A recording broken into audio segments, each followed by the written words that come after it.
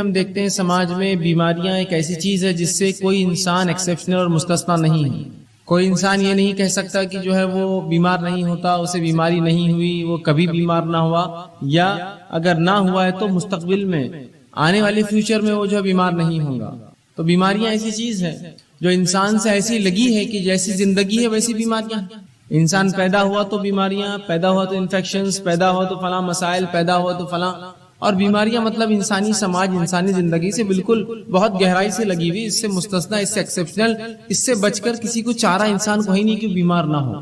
پھر چاہے یہ بیماریاں کتنی متشدد، کتنی زیادہ سخت ہوں گی، کتنی کم ہوں گی، معمولی ہوں گی یا اور زیادہ تیز ہوں گی، ایک الگ بات ہے، لیکن جب بھی لوگ بیمار ہوتے ہیں تو یہ سمجھتے ہیں کہ شاید شریعت اسلامیہ نے اس معاملے میں کوئی خاص رہنمائی نہیں کی ہماری، تو لہٰذا جب بیمار ہو جاتے ہیں تو اپنے طریقے سے، من مانے ڈھنگ سے، من چاہے ڈھنگ سے، اپنی مرضی سے جو ہے لوگ علاج کرتے ہیں۔ اس معاملے میں حرام اور حلال کی کوئی تمیز رکھی ہی نہیں جاتی کہ کیا چیز حلال ہے، کیا حرام ہے، کیسی بیماریوں میں کیسا علاج کیا جائے، کیا چیز استعمال ہو سکتی، کیا نہیں ہو سکتی، کون سا طریقہ درست ہے، کون سا غلط ہوگا، کیا چیز کھائی جائے، کیا نہ کھائی جائے۔ ہم سمجھتے ہیں شاید شریعت نے اس معاملے میں رہنمائی نہ کی، اور پھر شریعت کو ایک طرف رکھ دیتے ہیں، کہتے ہیں ہاں یہ تو دین ہے، اسلام ہے، ٹھیک ہے، نماز روزہ ٹھیک ہے، لیکن ابھی ہم بیمار ہیں تو لہٰذا اس میں شریعت کا کوئی حل چونکہ نہیں ہے، وہ الٹرنیٹ ڈھونڈتے ہیں، اس سے ہٹ کر کچھ ڈھونڈتے ہیں۔ پھر ہم دیکھتے ہیں کہ وہ کتاب و سنت کو چھوڑ کر، شریعت کو چھوڑ کر، قرآن حدیث کو چھوڑ کر، نبی اکرم صلی اللہ علیہ وسلم صحابہ کے بتائے طریقے کو چھوڑ کر من مانی کرتے ہیں۔ مثال کے طور پر کوئی تعویذ لٹکا لیتا ہے، یہ سمجھتا ہے کہ اس سے شاید شفا ہو جائے، اس لیے کہ فلاں کسی نے کہہ دیا کہ بیئر پینے سے جو ہے پتھری نکل جاتی، تو ان کو لگا کہ اب علاج چکی ہے، شریعت اس میں کوئی رہنمائی تو کرتی نہیں ہے، لہٰذا آپ شراب پینا شروع کر دو۔ کچھ لوگوں کو دیکھا گیا کہ وہ گانجا اور افیم پیتے ہیں، اس لیے کہ انہیں لگتا ہے کہ فلاں مرض کا کوئی علاج نہیں ہے، شریعت نے اس میں رہنمائی نہیں کی، لہٰذا ہم یہ کر لیں۔ اور پتہ نہیں کیا کیا لوگ اس میں کرتے ہیں، بنا حلال اور حرام کی تمیز رکھے، بنا جانے کہ یہ چیز جو استعمال کی جا رہی ہے شریعت نے اس کو سینکشن کیا نہیں کیا، حلال جانا نہیں جانا، اس کو حرام تو نہیں قرار دیا۔ اور اس معاملے میں جب کوئی کہتا ہے بھائی حرام ہے حلال، تو کہتے دیکھو ہم بیمار ہیں، ہماری تکلیف ہم کو معلوم ہے، آپ ذرا خاموش بیٹھ جائے تو اچھا ہے، اس معاملے میں ہمیں کرنے دیجیے جو ہم کر رہے ہیں، اگر مجھے اس سے سکون ملتا ہے تو میں اسی کو اختیار کرتا ہوں۔ جیسا بہت سے لوگوں کو مرغی کا مسئلہ ہوتا ہے تو دن بھر گانے سنتے رہتے ہیں، کار میں بیٹھے گانا لگا دیا، موبائل ہینڈ سیٹ میں گانا لگا دیا، گھر کے اندر گانا لگا دیا، اس لیے کہ ان کو لگتا ہے سکون اس کے بغیر حاصل نہیں ہوگا، جبکہ شریعت نے واضح طور سے بتایا کہ حرام چیزوں سے علاج نہیں ہو سکتا۔ تو ہم یہ سمجھتے ہیں جب بیمار ہو جاتے ہیں کہ شاید اب شریعت میں ایسی کوئی رہنمائی نہیں، لہٰذا منمانی کی جائے، اب جو چاہے کرو، جیسے چاہے علاج کرو، حرام حلال کی کوئی تمیز نہیں، چاہے میوزک کا اس میں استعمال ہو، چاہے ناچنا گانا اس میں پڑے، چاہے شراب پینا پڑے یا کوئی اور کام کرنا پڑے، سب کرو، اس لیے کہ اس معاملے میں ہم جو ہے لاوارث جیسے یا بنا سرپرستی کے چھوڑ دیے گئے، اب بہرحال معاملہ ہم کر سکتے ہیں۔ اسی لیے اس عنوان کو ہم نے خاص طور سے انتخاب کیا کہ اسلام کیسے رہنمائی کرتا بیماری کے تعلق سے، بیماری اور اسلام کہ ان دونوں کا تعلق ہے۔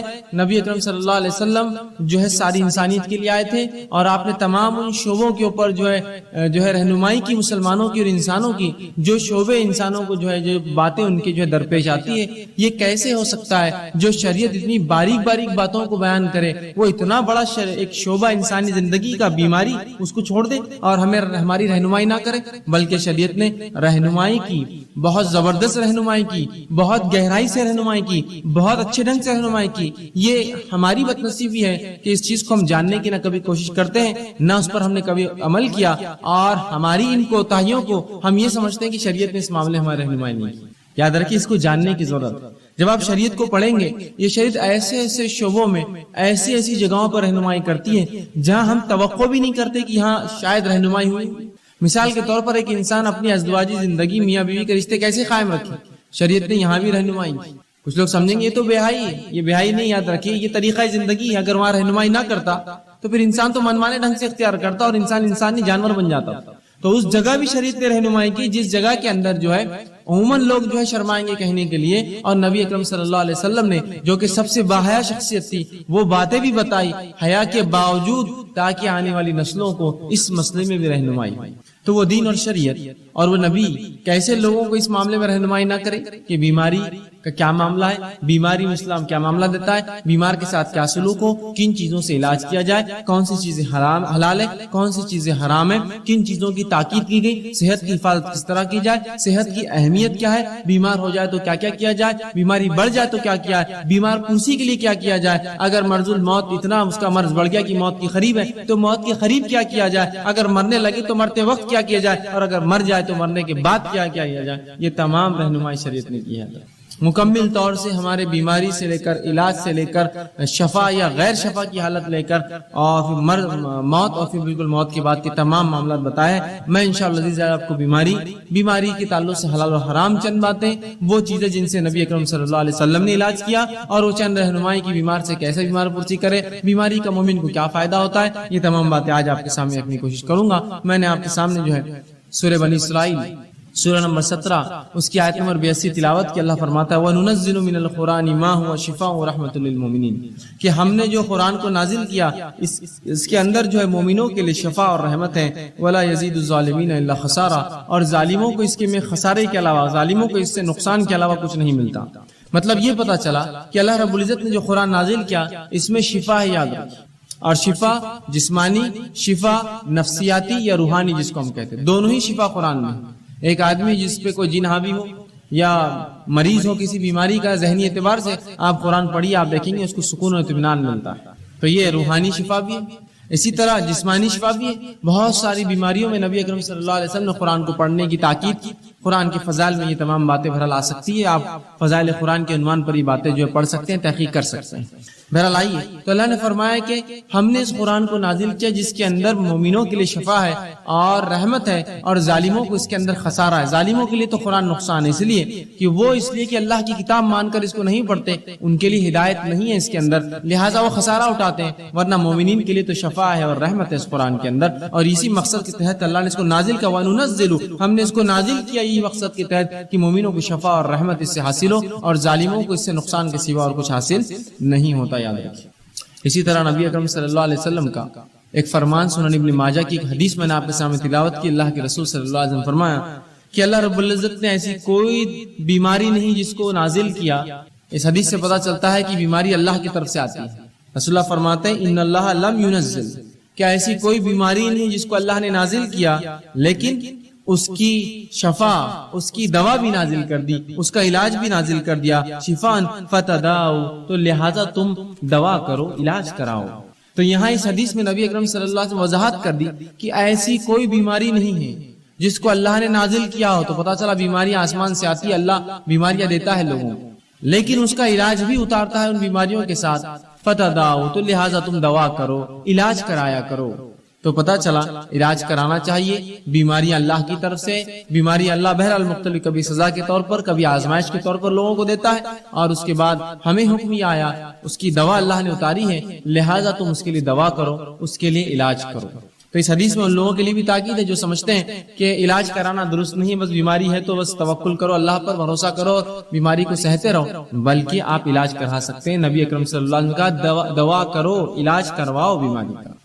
اسی طرح ہم دیکھتے ہیں بیماری جو ہوتی ہے یہ صحت کا الٹ ہوتی ہے۔ انسانی جسم کی جو کیفیات ہوتی ہیں جس پہ انسان جیتا ہے جو سماج میں، وہ دو ہی کیفیات ہوتی ہے، ایک صحت مندی کی اور ایک بیماری والی کیفیت۔ اب یہ ہو سکتا ہے کہ صحت مند ایک انسان مکمل ہو یا بیمار ہو، اور بیمار چاہے کچھ فیصد ہو یا کچھ زیادہ ہو یا کچھ زیادہ ہو۔ مختلف بیماریاں ہوتی ہیں، جیسے مثال کے طور پر انسانی جلد پہ کچھ ہو جائے، بیماری ہے، لیکن انسان اس سے بہت زیادہ پریشان نہیں ہوتا، ایک زندگی گزار سکتا ہے۔ کبھی جسم میں کسی ایک اعضاء میں بیماری ہوتی ہے جس سے اس کو تکلیف ہوتی ہے، کبھی پورے جسم میں اس کو بیماری ہوتی ہے، یا کبھی جو ہوتا ہے کہ اس کا جسم اور جو ہے تمام اعضاء کے اندر بیماریاں ہوتی ہیں، مختلف بہرحال چیزیں ہوتی ہیں۔ تو اس چیز کو ہمیں سمجھنے کی ضرورت ہے کہ اللہ کے رسول نے علاج کرانے کا حکم دیا، ٹھیک، تو ہمیں جو ہے علاج کرانے کا حکم دیا، اور بیماریاں جو ہے یہ صحت کا یاد رکھیے الٹ، بیماریاں صحت کا الٹ ہوتی ہیں۔ تو اس چیز کو ہمیں سمجھنے کی ضرورت ہے کہ ایک انسان یا تو صحت مند ہوگا یا تو بیمار ہوگا، اس سے ہٹ کر کوئی تیسری اس کی حالت نہیں ہوتی، یا صحت مند اور بیماری کے بیچ میں تھوڑا زیادہ بیمار، یا کچھ صحت اور کچھ بیماری، یہ بہرحال ہو سکتا ہے، یاد رکھیں۔ تو ہمیں اس بات کو سمجھنے کی بہرحال یہ ضرورت ہے کہ انسانی سماج میں ہماری جو زندگیاں ہوتی ہیں اس کی دو ہی حالت، یا تو صحت مند یا تو انسان بیمار ہوتا ہے۔ اسی طرح صحت جو ہے یہ ایک بہت عظیم نعمت ہے اللہ رب العزت کی، یاد رکھیں، صحت ایک عظیم نعمت ہے، اس لیے کہ اس کے تعلق سے بار بار نبی اکرم صلی اللہ علیہ وسلم نے بیان کیا ہے تو صحت کو ہم غنیمت جانیں، اس عظیم نعمت کا ہم جو ہے زبردست فائدہ اٹھائیں۔ آئیے صحت کتنی عظیم نعمت اور دولت ہے، نبی اکرم صلی اللہ علیہ وسلم فرماتے ہیں، صحیح مسلم کی روایت آپ نے فرمایا، قوی مومن بہتر ہے اس مومن اور اللہ کے نزدیک زیادہ محبوب ہے بنسبت اس کے جو کمزور مومن ہے۔ قوی مومن جو جسمانی اعتبار سے طاقتور مومن ہے، اللہ کے نزدیک زیادہ محبوب ہے بنسبت اس کے جو کمزور مومن ہے۔ حالانکہ خیر دونوں میں ہے، خیر دونوں مومن میں، اس لیے دونوں ایمان والے، لیکن جو طاقتور ایمان والا ہے وہ اللہ کے نزدیک بہتر ہے۔ سوال یہ ہے، طاقتور ایمان والا اللہ کے نزدیک کیوں بہتر ہے؟ اس لیے بہتر ہے اللہ کے نزدیک ایک طاقتور، اس لیے کہ جب اس میں طاقت ہوتی ہے جسمانی اعتبار سے تو وہ ڈٹ کر نوافل ادا کرتا ہے، ڈٹ کر کماتا ہے تو ڈٹ کر زکوٰۃ ادا کرتا ہے، اللہ کے گھر کا حج کر سکتا ہے، اس لیے کہ صحت ہو تو پھر حج کریں گا، بیمار آدمی کے لیے بہت مشکل ہوتا ہے، اللہ کے گھر کے طواف اور عمرے کر سکتا ہے، اور بہت سارے فائدے یاد رکھیے ایسا شخص جو اٹھا سکتا ہے۔ تو لہٰذا اس لیے فرمایا ایک قوی مومن اللہ کے نزدیک زیادہ محبوب ہے بنسبت کمزور مومن کے۔ حالانکہ خیر دونوں میں ہے، اچھائی دونوں میں ہے، برے کوئی بھی نہیں ہے، لیکن طاقتور مومن، صحت مند مومن کو فوقیت حاصل ہے کمزور مومن پہ، یاد رکھیے۔ اسی طرح صحت کی اہمیت بتاتے ہوئے نبی اکرم صلی اللہ علیہ وسلم فرماتے ہیں، جامع ترمذی کی روایت ہے، اس حدیث کو اگر ہم سمجھ لیں تو انشاءاللہ بڑا فائدہ اٹھا سکتے ہیں اپنی صحت کا۔ آپ صلی اللہ علیہ وسلم فرماتے ہیں اور کہتے ہیں، اللہ کی دو نعمتیں ایسی ہیں اللہ کی دو نعمتیں ایسی ہیں جس کا بہت سے لوگ فائدہ نہیں اٹھاتے۔ کیا فرما رہے نبی اکرم صلی اللہ علیہ وسلم؟ اللہ کی ایسی بہت ساری نعمتیں ہیں جن کا مومن فائدہ نہیں اٹھاتے۔ مطلب پتہ ہی چلا کہ اس کا فائدہ اٹھاؤ، اگر الگ انداز میں بولا ہے تو مانا ہی فائدہ اٹھاؤ۔ تو اللہ کی بالخصوص دو نعمتیں ایسی ہیں جس کا ہم لوگ جو ہے فائدہ کم اٹھاتے، نہیں اٹھاتے، اور فرمایا پہلا صحت۔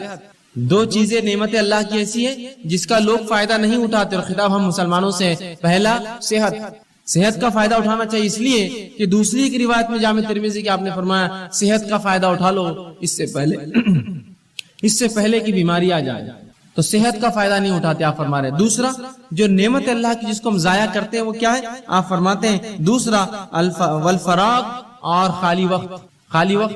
یہ دو نعمت اللہ کی عظیم نعمت ہیں، ایک صحت اور خالی وقت، اور رسول اللہ فرماتے ہیں ان دو کا مومن فائدہ نہیں اٹھاتے۔ اور واقعی میں بات کتنی سچ ہے کہ جب اللہ ہمیں صحت دیتا ہے تو ہم کوئی کام نہیں کرتے ہیں، جب بیماری آتی تو ذکر و اذکار، صدقات، نوافل سب کا ہمیں جوش جاگ جاتا ہے۔ جب صحت کی کیوں نہیں فائدہ اٹھایا؟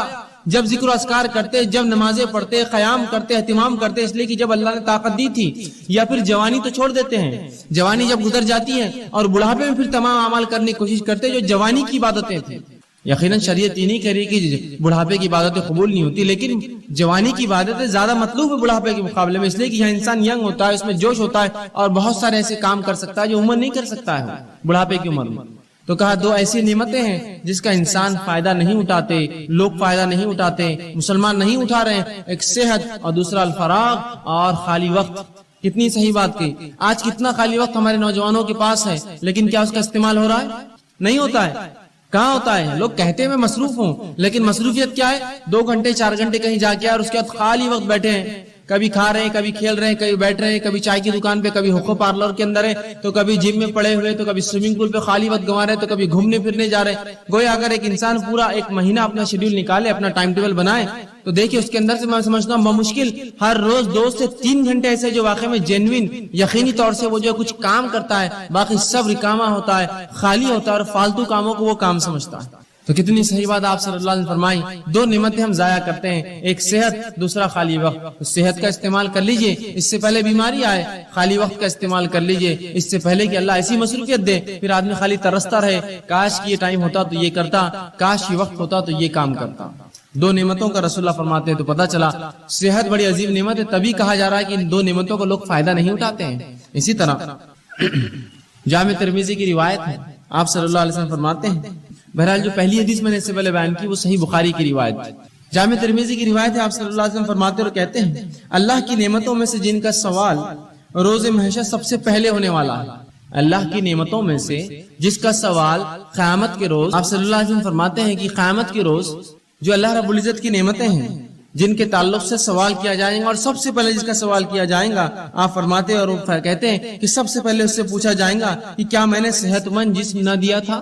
جو اللہ رب العزت بندوں سے سوال کریں گا اس میں سب سے پہلا سوال کیا ہونے والا ہے؟ رسول اللہ فرماتے ہیں وہ یہ ہوگا کیا میں نے صحت مند جسم نہیں دیا تھا؟ بتا اب کیا کیا، کیا کیا اس کو؟ کیا جواب دیں گے؟ اے اللہ صحت دی تھی تو میں نے تو منشیات میں، نشوں میں، تمباکو خوری کے اندر، سگریٹ نوشی کے اندر جسم کو برباد کیا، کھیل کود کے اندر وہ کام نہیں کر پایا. یہ جواب دیں گے؟ سوال ہونے والا ہے. صحت دیا تھا، جسم دیا تو اچھا کیا کیا، کیا استعمال کیا، کتنی نمازیں پڑھی، کتنے نوافل کا اہتمام کیا، مال و دولت دیا تھا، اس کے ساتھ صحت دی تھی، کتنے حج اور عمرے کیے تو نے، کیسی اپنی صحت کو لگایا، میری راہ میں کوئی کوشش کی، مومنوں کی کبھی مدد کی، مصیبت زداؤں کے لیے آگے بڑھا، جو جسمانی قوت تھی اس کا استعمال کیا، اس کے ساتھ مالی اثر. سوال ہونے والا جسم دیا تھا کیا کیا، کیا جواب دیں گے ہم؟ بلکہ ایک روایت میں آتا ہے کہ اللہ پوچھیں گا میں نے جسم دیا تھا، کس چیز میں اس کو برباد کیا تو نے، اس جسم کو کہاں لگایا، وہ جسم تو نے کہاں اس کو بوسیدہ کر کے آیا. کیا جواب دیں گے ہم؟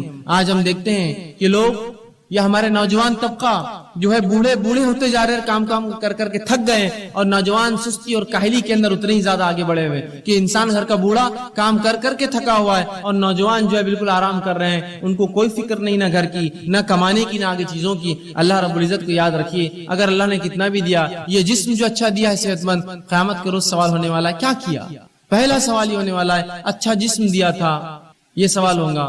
اب اس کا مطلب یہ ہوا یہ سوال ہے تو جواب دینا پڑے گا، کیا کیا اس کا، کہاں لگایا وہ جسم، کیسے استعمال کیا، کیسے اس کو کمزور اور بوڑھا کیا. تو ہمیں یہ اللہ کے سامنے جواب دینا ہوگا، اللہ میں نے جو تیری عبادتوں میں، ریاضت میں اور دیگر علوم دین میں، تیرے کام میں، حلال روزی کمانے میں، اپنے بیوی بچوں کی پرورش میں اس کو لگایا، جواب دینا ہوگا. اور ورنہ اگر کھیل کود میں، فالتو کاموں میں، سگریٹ بیڑی تمباکو میں، چوراہوں پر بیٹھ کے کھانے اور پینے میں، دیکھیے لوگ چوراہے پہ بیٹھے اور کھا رہے پی رہے، 2-2 4-4 گھنٹے روز برباد کرتے ہیں. یہی وہ لوگ ہیں جن سے تلاوت قرآن کا سوال ہو تو کہتے وقت نہیں ہے. یہی وہ لوگ ہیں جن سے دینی علم کا معاملہ کرے تو کہتے وقت نہیں ہے. لیکن شام میں ہر روز کام سے آنے کے بعد یا تجارت ختم ہونے کے بعد 11-12 بجے تک، 1 بجے تک دوستوں میں بیٹھ کر جو وقت برباد کرتے ہیں، کیا روز قیامت اللہ پوچھیں گا نہیں جسم دیا تھا کیا کیا؟ اے اللہ میں تو نکڑوں پہ بیٹھتا تھا، میلے ٹھیلوں پر جاتا تھا اور چوراہوں پر بیٹھتا تھا اور دوستوں سے بات چیت کرتا تھا. یہ جواب دیں گے اپنے رب کو؟ کھیل کود میں نے ضائع کیا. کھیل کود کی عمر ہوتی ہے، کھیلنا چاہیے. کچھ لوگ تو ایسے ہو جاتے ہیں کہ عمر پوری گزر گئی، ان کو بچے ہو جاتے پھر بھی کھیلتے رہتے ہیں، اس کا شوق ہے، اس کا شوق ہے. اور جب دینی کام کی بات کی جائے تو بھائی چھٹی نہیں ہوتی، کیسے کرے؟ کیوں؟ جس دن چھٹی ہوتی ہے اس دن کیا، اس دن تو کھیلنا ضروری اور فرض ہے نا مجھ پر، تو وہ دن تو چھوڑ دیجیے آپ. سوال یہ اللہ رب العزت کو ہم کو جواب دینا ہے اچھا جسم دیا تھا، کہاں لگا کر آیا، اس جسم کا، اس صحت کا کیا استعمال کیا. ٹھیک ہے، تو صحت جو ہے ایک عظیم نعمت ہے. اب جب یہ نعمت ہے تو ہر نعمت کی حفاظت کرنا پڑتی ہے، یاد رکھیں. اسی طرح صحت کی بھی حفاظت کرنا پڑے گی، اور مومن کے لیے صحت کی حفاظت کرنا فرض ہے. میرے اور آپ کے لیے اپنی صحت کی حفاظت کرنا فرض ہے. گویا ہر وہ چیز جو صحت کے خلاف جاتی ہے اس کو ہم استعمال نہیں کر سکتے ہیں. اور یہ بات کتنی درست ہے کہ ایک انسان اگر آپ میرے گھر آئے اور میرے گھر آ کر تشریف رکھے اور میں آپ کو جو ہے رکابی کے اندر بسکٹس لا کر دوں اور کہوں کہ یہ بسکٹ کھانے سے ہو سکتا ہے آپ مر جائے، یا یہ چائے میری پی لیجیے، ہو سکتا ہے یہ چائے پی کر آپ کو کینسر ہو جائے، اور آپ کو لا کر کھانا کھلاؤں، اچھا کھانا، بریانی، نان خلی، اور کہوں یہ کھانا کھانے کے بعد ہو سکتا ہے آپ جو ہے کچھ دن کے بعد جو ہے گلے کی کینسر سے، یا جو ہے منہ کے کینسر سے، یا دانتوں کے کینسر سے، یا جسم کے سڑنے سے آپ مر سکتے ہیں، یہ نوش فرمائی، تو کیا وہ چیز آپ کھائیں گے؟ اس لیے کہ آپ کہیں گے صحت کی حفاظت فرض ہے. لیکن یہ جاننے کے باوجود کہ صحت کی حفاظت فرض ہے، ایسے کتنے لوگ ہیں کہ وہ پڑیاں اور تمباکو اور سگریٹ پیتے ہیں جس پہ کھلا لکھا ہوا ہوتا ہے cigarette smoking is injurious to health, it may cause cancer, اور پوری تفصیلات آج کل کمپلسری وارننگ جو آتی ہے. بلکہ ایسی وارننگ جو اگر کوئی تمباکو کمپنی نہ لکھے تو اس پر فائن ہوتا ہے، معلوم ہے اس پر فائن ہوتا ہے. اس لیے کہ یہ ثابت ہے. ایک دنیا کی مشہور اور معروف کمپنی مالبورو نے ایک مرتبہ یہ کیا کہ وہ اپنی سگریٹ کی ڈبی پر لکھتا نہیں تھا اشتہار، اور اس نے کئی زمانے تک فروخت کی. ایک خاتون کو اس سے کینسر ہوا، وہ پیتی تھی اس لیے کہ اس پہ لکھا نہیں تھا، اس کو لگا یہ سیف ہے کینسر سے، اس نے اس کو پیا، اس کو کچھ سالوں کے اندر کینسر ہوا. اس نے اس پہ جو ہے اس کمپنی پہ جو ایک کیس جو ہے ڈال دیا، کہا کہ یہ کمپنی لکھا کیوں نہیں جب اس میں اتنی خطرناک چیزیں تھی جس سے میں بیمار ہو سکتی ہوں. کمپنی کو بہرحال اس سے کمپلائن کرنا پڑا، وہ کیس جیتی اور اس کو $32 بلین اس نے جو ہے اس کمپنی کو پے کرنا پڑے، اسے ایک اکیلی خاتون کو $32 بلین کا کیس ٹھوکا تھا اور اس کو ملا پورا پیسہ. اس لیے کہ انہوں نے کیوں نہیں چھاپا اپنے اس پر، جبکہ معلوم تھا اس کو 3 سال میں کینسر ہو سگریٹ پینے، اس کو لگا اس سے کینسر نہیں ہوتا، اچھی برانڈ کی کمپنی ہے سگریٹ. یہاں لکھی ہوئی چیزیں ہیں کہ صحت کے خلاف ہے، کینسر ہو سکتا ہے، مر سکتے ہو، ٹیوبروکلوسس ٹی بی ہو سکتا ہے، تمہیں کچھ بھی ہو سکتا ہے، لیکن اس کے باوجود بھی دیکھیے دھڑلے سے ہم پیے جا رہے ہیں. صحت ایک نعمت ہے، اس کی حفاظت مجھ پر آپ پر فرض ہے. وہ بسکٹ میرے گھر کے آپ نہیں کھائیں گے جس کو میں کھلاتے وقت کہوں اس سے کینسر ہو سکتا ہے، اس سے بیمار ہو سکتا ہے، اس سے ٹی بی ہو سکتا ہے. پھر کیسے ہم ان چیزوں کو استعمال کرتے ہیں اپنی نفس پہ حاوی ہونے دے جو اتنی نقصان دہ. اور صحت کی حفاظت فرض ہے، تو یاد رکھیے اپنی صحت کی حفاظت اور دوسروں کی حفاظت ہم کو کرنا ہے. یہ نہیں کہ ہم اپنی صحت کی حفاظت کر دوسروں کو نقصان پہنچائیں. یہ بات ان کے لیے بھی ہے جو لوگ اللہ کی جو نعمت صحت ہے اللہ دیتا ہے تو اس کو خراب کاموں میں استعمال کرتے ہیں اور بوسیدہ کرتے ہیں اسے، اور یہ نہیں دیکھتے کہ اس سے صحت کا کیا نقصان ہے. یاد رکھیے صحت کی حفاظت فرض ہے، اس لیے کہ اللہ کی دی گئی نعمت ہے، اور اگر صحت نہ ہوئی تو کوئی عبادت آپ اور میں نہیں کر سکتے. سوچیے مت کہ ہم کبھی عبادت کر پائیں گے زندگی میں. بغیر صحت کی عبادت کیسے کریں گے بتائیے؟ روزہ رکھنا ہے، صحت نہیں ہے. زکوٰۃ وہ دیں گا جو کمائیں گا، بیمار کما نہیں سکتا ہے. نماز پڑھنا ہے، صحت نہیں، فرض مشکل سے ہوتی ہے تو نوافل اور دیگر نمازیں کیا پڑھوں گا. صحت ہر چیز کے لیے ضروری ہے، یاد رکھیے. ایک مومن کے لیے تو اور زیادہ اس کی اہمیت بڑھ جاتی ہے، جو دنیا میں آیا ہی اللہ کی عبادت کے لیے، اس کے لیے تو صحت بڑی افضل ہے. تو صحت کی حفاظت میرے اور آپ کے لیے فرض ہے، اس کو خامخواہ برباد اور ضائع ہم لوگ نہ کریں. اسی طرح صحت کی حفاظت کے لیے شریعت نے اتنے احکامات جاری کیے. مثال کے طور پر صحت کی حفاظت کرو، طہارت کیا کرو. طہارت کرنا مطلب وضو کرنا، غسل کرنا، پیشاب پاخانے کے لیے پانی کا استعمال کرنا. یہ صحت کے لیے تو ہے تاکہ انسانی زندگی محفوظ ہے. گندگی سے پاک، گندگیوں سے بیماریاں آتی ہیں. صحت کے لیے دیکھیں کتنا خیال ہے، کہا طہارت کا حکم دیا. اسی طرح جو ہے کھانے پینے میں حرام اور حلال کی تمیز بتائی کہ دیکھو یہ حلال ہی حرام ہے. حرام چیزیں تمام صحت کے لیے نقصان دہ، حلال چیزیں تمام فائدے مند ہیں. تو کہا یہ حلال ہی حرام ہے. تو دیکھیے یہاں بھی شریعت نے تاکید کی صحت کی حفاظت کے لیے. اسی طرح جو ہے ایسے کاموں سے انسانی جسم کو روکا، انسانوں کو روکا جو اس کے جسم کو ہلاک کر سکتے ہیں، جیسے زنا اور دیگر اور ایسے کام جو غلط بدفعلی انسان شرمگاہ سے کر سکتا ہے. کہا یہ تمام کام بہت خطرناک ہوتے ہیں. آج انسانیت دیکھ رہی جن لوگوں نے جو ہے یہ سمجھا کہ یہ جو رشتے ہوتے ہیں، یہ جو نکاح ہوتے ہیں، سب فالتو چیزیں، بس انسانی زندگی ایسی ایسا جانور ہوتا ہے، بس گزارو، جہاں چلا منہ مار دو، جہاں چلا شرمگاہ کا کسی کے ساتھ استعمال کر لو. آج دیکھیے کتنی بدترین بیماریوں میں ملوث ہے. کسی کو ایڈز ہے تو آج کل STDs جو ہوتے ہیں، سیکچولی ٹرانسمیٹڈ ڈیزیزز کی بھرمار. تو کہا زنا کے قریب نہ جانا. دیکھیے صحت کی حفاظت کے لیے کہا نا، زنا کرو گے تو اتنی گندی گندی بیماریوں میں ملوث ہو جاؤں گے. تو صحت کی حفاظت. اسی طرح اچھا کھانا کھانے کا حکم دیا کہ اچھا کھانا کھاؤ، حلال اور طیب چیزیں کھاؤ. اسی طرح جو ہے کثرت کرنے کا حکم دیا کہ صحت کو اچھا رکھو، جس کے لیے کثرت ورزش کیا کرو. اسی طرح کھیل کود کا بھی حکم دیا، وہ کھیل کود جو انسانی جسم کو اور سماج کے لیے فائدے مند ہوتا ہے، جیسا گھڑ سواری ہو سکتا ہے، آرچری ہو سکتا ہے، شوٹنگ ہو سکتا ہے، جو انسانی نفس کو فائدہ دے، کچھ اس میں جو ہے ایسے ہنر پیدا کرے جو فائدے مند ہے. تیرنا سیکھے، یہ سب اچھی چیزیں، سائیکلنگ کرے، رننگ سیکھے، یہ سب انسانی. تو کثرت کا حکم دیا، کھیل کود کا حکم دیا، اور بہت ساری ایسی دیگر احکامات سنائے تاکہ ایک مومن صحت مند رہے. یاد رکھے صحت کا شریعت نے بڑا خیال رکھا، اور اسی کے لیے حرام حلال، اچھا اور برے کی تمیز رکھی. یہاں مت جاؤ، یہاں جاؤ، یہ مت کرو، یہ کرو. یہ سب صحت کے لیے. طہارت کرو، طہارت کیا کرو. یہ تمام چیزیں میری اور آپ کی صحت کے لیے شریعت نے کی. صحیح مسلم کی ایک روایت آتی ہے، نبی اکرم صلی اللہ علیہ وسلم فرماتے اور کہتے ہیں کتنا دیکھیے اس امت کی صحت کا آپ نے خیال رکھا. اور رسول اللہ فرماتے ہیں، یہ غائب کے علم میں سے آپ فرماتے اور کہتے ہیں، برتن کو اور پانی کی جو تھیلیاں ہوتی تھی اس زمانے میں چمڑے میں پانی بھرا جاتا تھا، تو اس کو رات میں باندھ کر رکھا کرو. اس لیے کہ سال میں کوئی ایک دن ایسا ہوتا ہے کہ اللہ رب العزت آسمان سے بیماری نازل کرتا ہے، اور وہ بیماری جو ہے آسمان سے اترتی ہے، اور ایسی کسی کھلی چیز کو جب پاتی ہے جس کا ڈھکن رکھا نہ گیا ہو، کوئی کھانے کا برتن اس پہ ڈھکن نہ ہو، اس کا منہ بند نہ ہو، یا کوئی پانی کا ایک برتن ہو جس کا منہ بند نہ ہو، تو اس میں داخل ہو جاتی ہے. کیا فرمایا آپ نے؟ یہ بھی غائب کا معاملہ. آپ بھی کہہ سکتے ہیں بیماری تو جراثیم پھیلاتے ہیں، اور جراثیم تو کہیں بھی جا سکتے ہیں. یہ غائب کا اس لیے میں نے پہلے کہہ دیا. اللہ بیماری کو جب نازل کرتا ہے، رسول اللہ فرماتے ہیں ہر روز اپنے برتنوں کو کھانے کی ڈھکا کرو اور پانی پینے کی چیزوں کو بند رکھا کرو. اس لیے کہ سال میں ایک دن ایسا ہوتا ہے جب اللہ آسمان سے بیماری کو نازل کرتا ہے، اور وہ بیماری جو انسانوں میں آتی ہے، اور ہر وہ کھلی چیز، کھلا برتن اور کھلا پانی کا جو حصہ ہوتا ہے اس میں داخل ہو جاتی ہے. تو کہا کھانے پینے کی چیزوں کو ڈھک کر رکھو. ویسے بھی کھانے پینے کی چیزوں کو آپ ڈھکیں گے تو یہ بیماری سے تو آپ بچے ہی رہیں گے، ساتھ میں گندگیوں سے، مکھی مچھر سے، غلاظت سے، دھول مٹی سے، اور پتہ نہیں کیا کیا کتنے فائدے ہیں. تو آپ سال بھر ڈھکے رکھیں، کہ تو ایک دن کب آئیں گا نہیں پتا ہے، تو گویا سال بھر ڈھکیں گے، مطلب سال بھر اپنے کھانے اور پینے کی حفاظت کرو، کھلا مت چھوڑا کرو، گندگی مت داخل ہونے دو. دیکھیے کتنا جو ہے شریعت نے حفاظت کی صحت کی ایک مومن کی اور ایک مسلمان. اسی طرح بیماری جو ہوتی ہے وہ صحت کی الٹ ہوتی ہے. اب بیماری کیا ہے؟ بیماری کو ہم یوں کہہ سکتے ہیں، اس کی تعریف میں دے سکتے ہیں کہ انسانی جسم میں کوئی اعضاء میں تکلیف ہو یا کمی ہو یا بگاڑ آ جائے. پورے انسانی جسم میں یا کسی ایک اعضاء میں کوئی تکلیف ہو یا بگاڑ آ جائے، یہ بیماری ہوتی ہے. انسانی جسم میں مطلب پورے شریر میں، پورے جسم میں، یا کسی ایک اعضاء میں، ہاتھ، پیر، سر، کان، ناک، منہ، گلا، انگلیاں، کچھ بھی ہو سکتا ہے. کسی ایک اعضا میں کوئی تکلیف ہو یا اس میں کوئی بیماری ہو، اس چیز کو یا اس میں کوئی بگاڑ آ جائے یا کمی آ جائے، اسے بیماری کہا جاتا ہے۔ سر درد ہو رہا ہے، بلڈ پریشر ہے، شوگر ہے، یہ پورے جسم کی بیماریاں خون کے اندر رہتی ہیں۔ ہاتھ میں تکلیف ہے، ہاتھ کھینچتا ہے، پیر میں فلاں ہے، انگلیاں خراب ہو جا رہی ہے، فلاں ہوتا ہے، کان میں ٹیچ، تو یہ اعضا کی بیماریاں۔ تو کوئی بھی چاہے پورے جسم میں کوئی چیز ہو تکلیف دے یا جو ہے کسی اعضا میں، اسے بیماری کہا جاتا ہے، یاد رکھیں۔ اسی طرح بیماری جو ہوتی ہے یہ مومنوں کے لیے آزمائش ہوتی ہے، یاد رکھیں۔ بیماری مومنوں کے لیے آزمائش، اور اللہ رب العزت مومنوں کو کیوں آزماتا ہے؟ وہ اس لیے آزماتا ہے تاکہ جانے، جانچے، پرکھے کہ جب ہم دعویٰ کرتے ایمان کا تو کتنے سچے ہم دعوے میں، اور جب اللہ اس دعوے کے مطابق آزمائش کرتا ہے تو کتنے کھرے اس آزمائش میں اترتے ہیں۔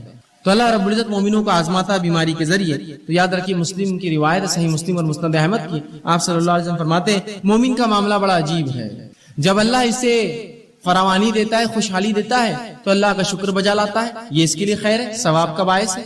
اور جب اللہ تنگ دستی دیتا ہے، مصیبت دیتا ہے، پریشانی دیتا ہے، بیماریاں دیتا ہے تو تب صبر کرتا ہے، یہ اس کے لیے خیر اور باعث کا معاملہ ہوتا ہے۔ اور یہ معاملہ سوائے مومن کے کسی اور کا نہیں ہوتا۔ مطلب مومن کے تمام معاملے خیر اور برکت والے ہیں کہ اگر اللہ نے فراوانی دی اللہ کا شکر ادا کرتا ہے، اس کا اجر پاتا ہے۔ اللہ نے تنگ دستی دی، مشکل دی، بیماری دی تو اس پر صبر کرتا ہے، اور ان دونوں کے اندر وہ جو ہے بدلہ پاتا ہے۔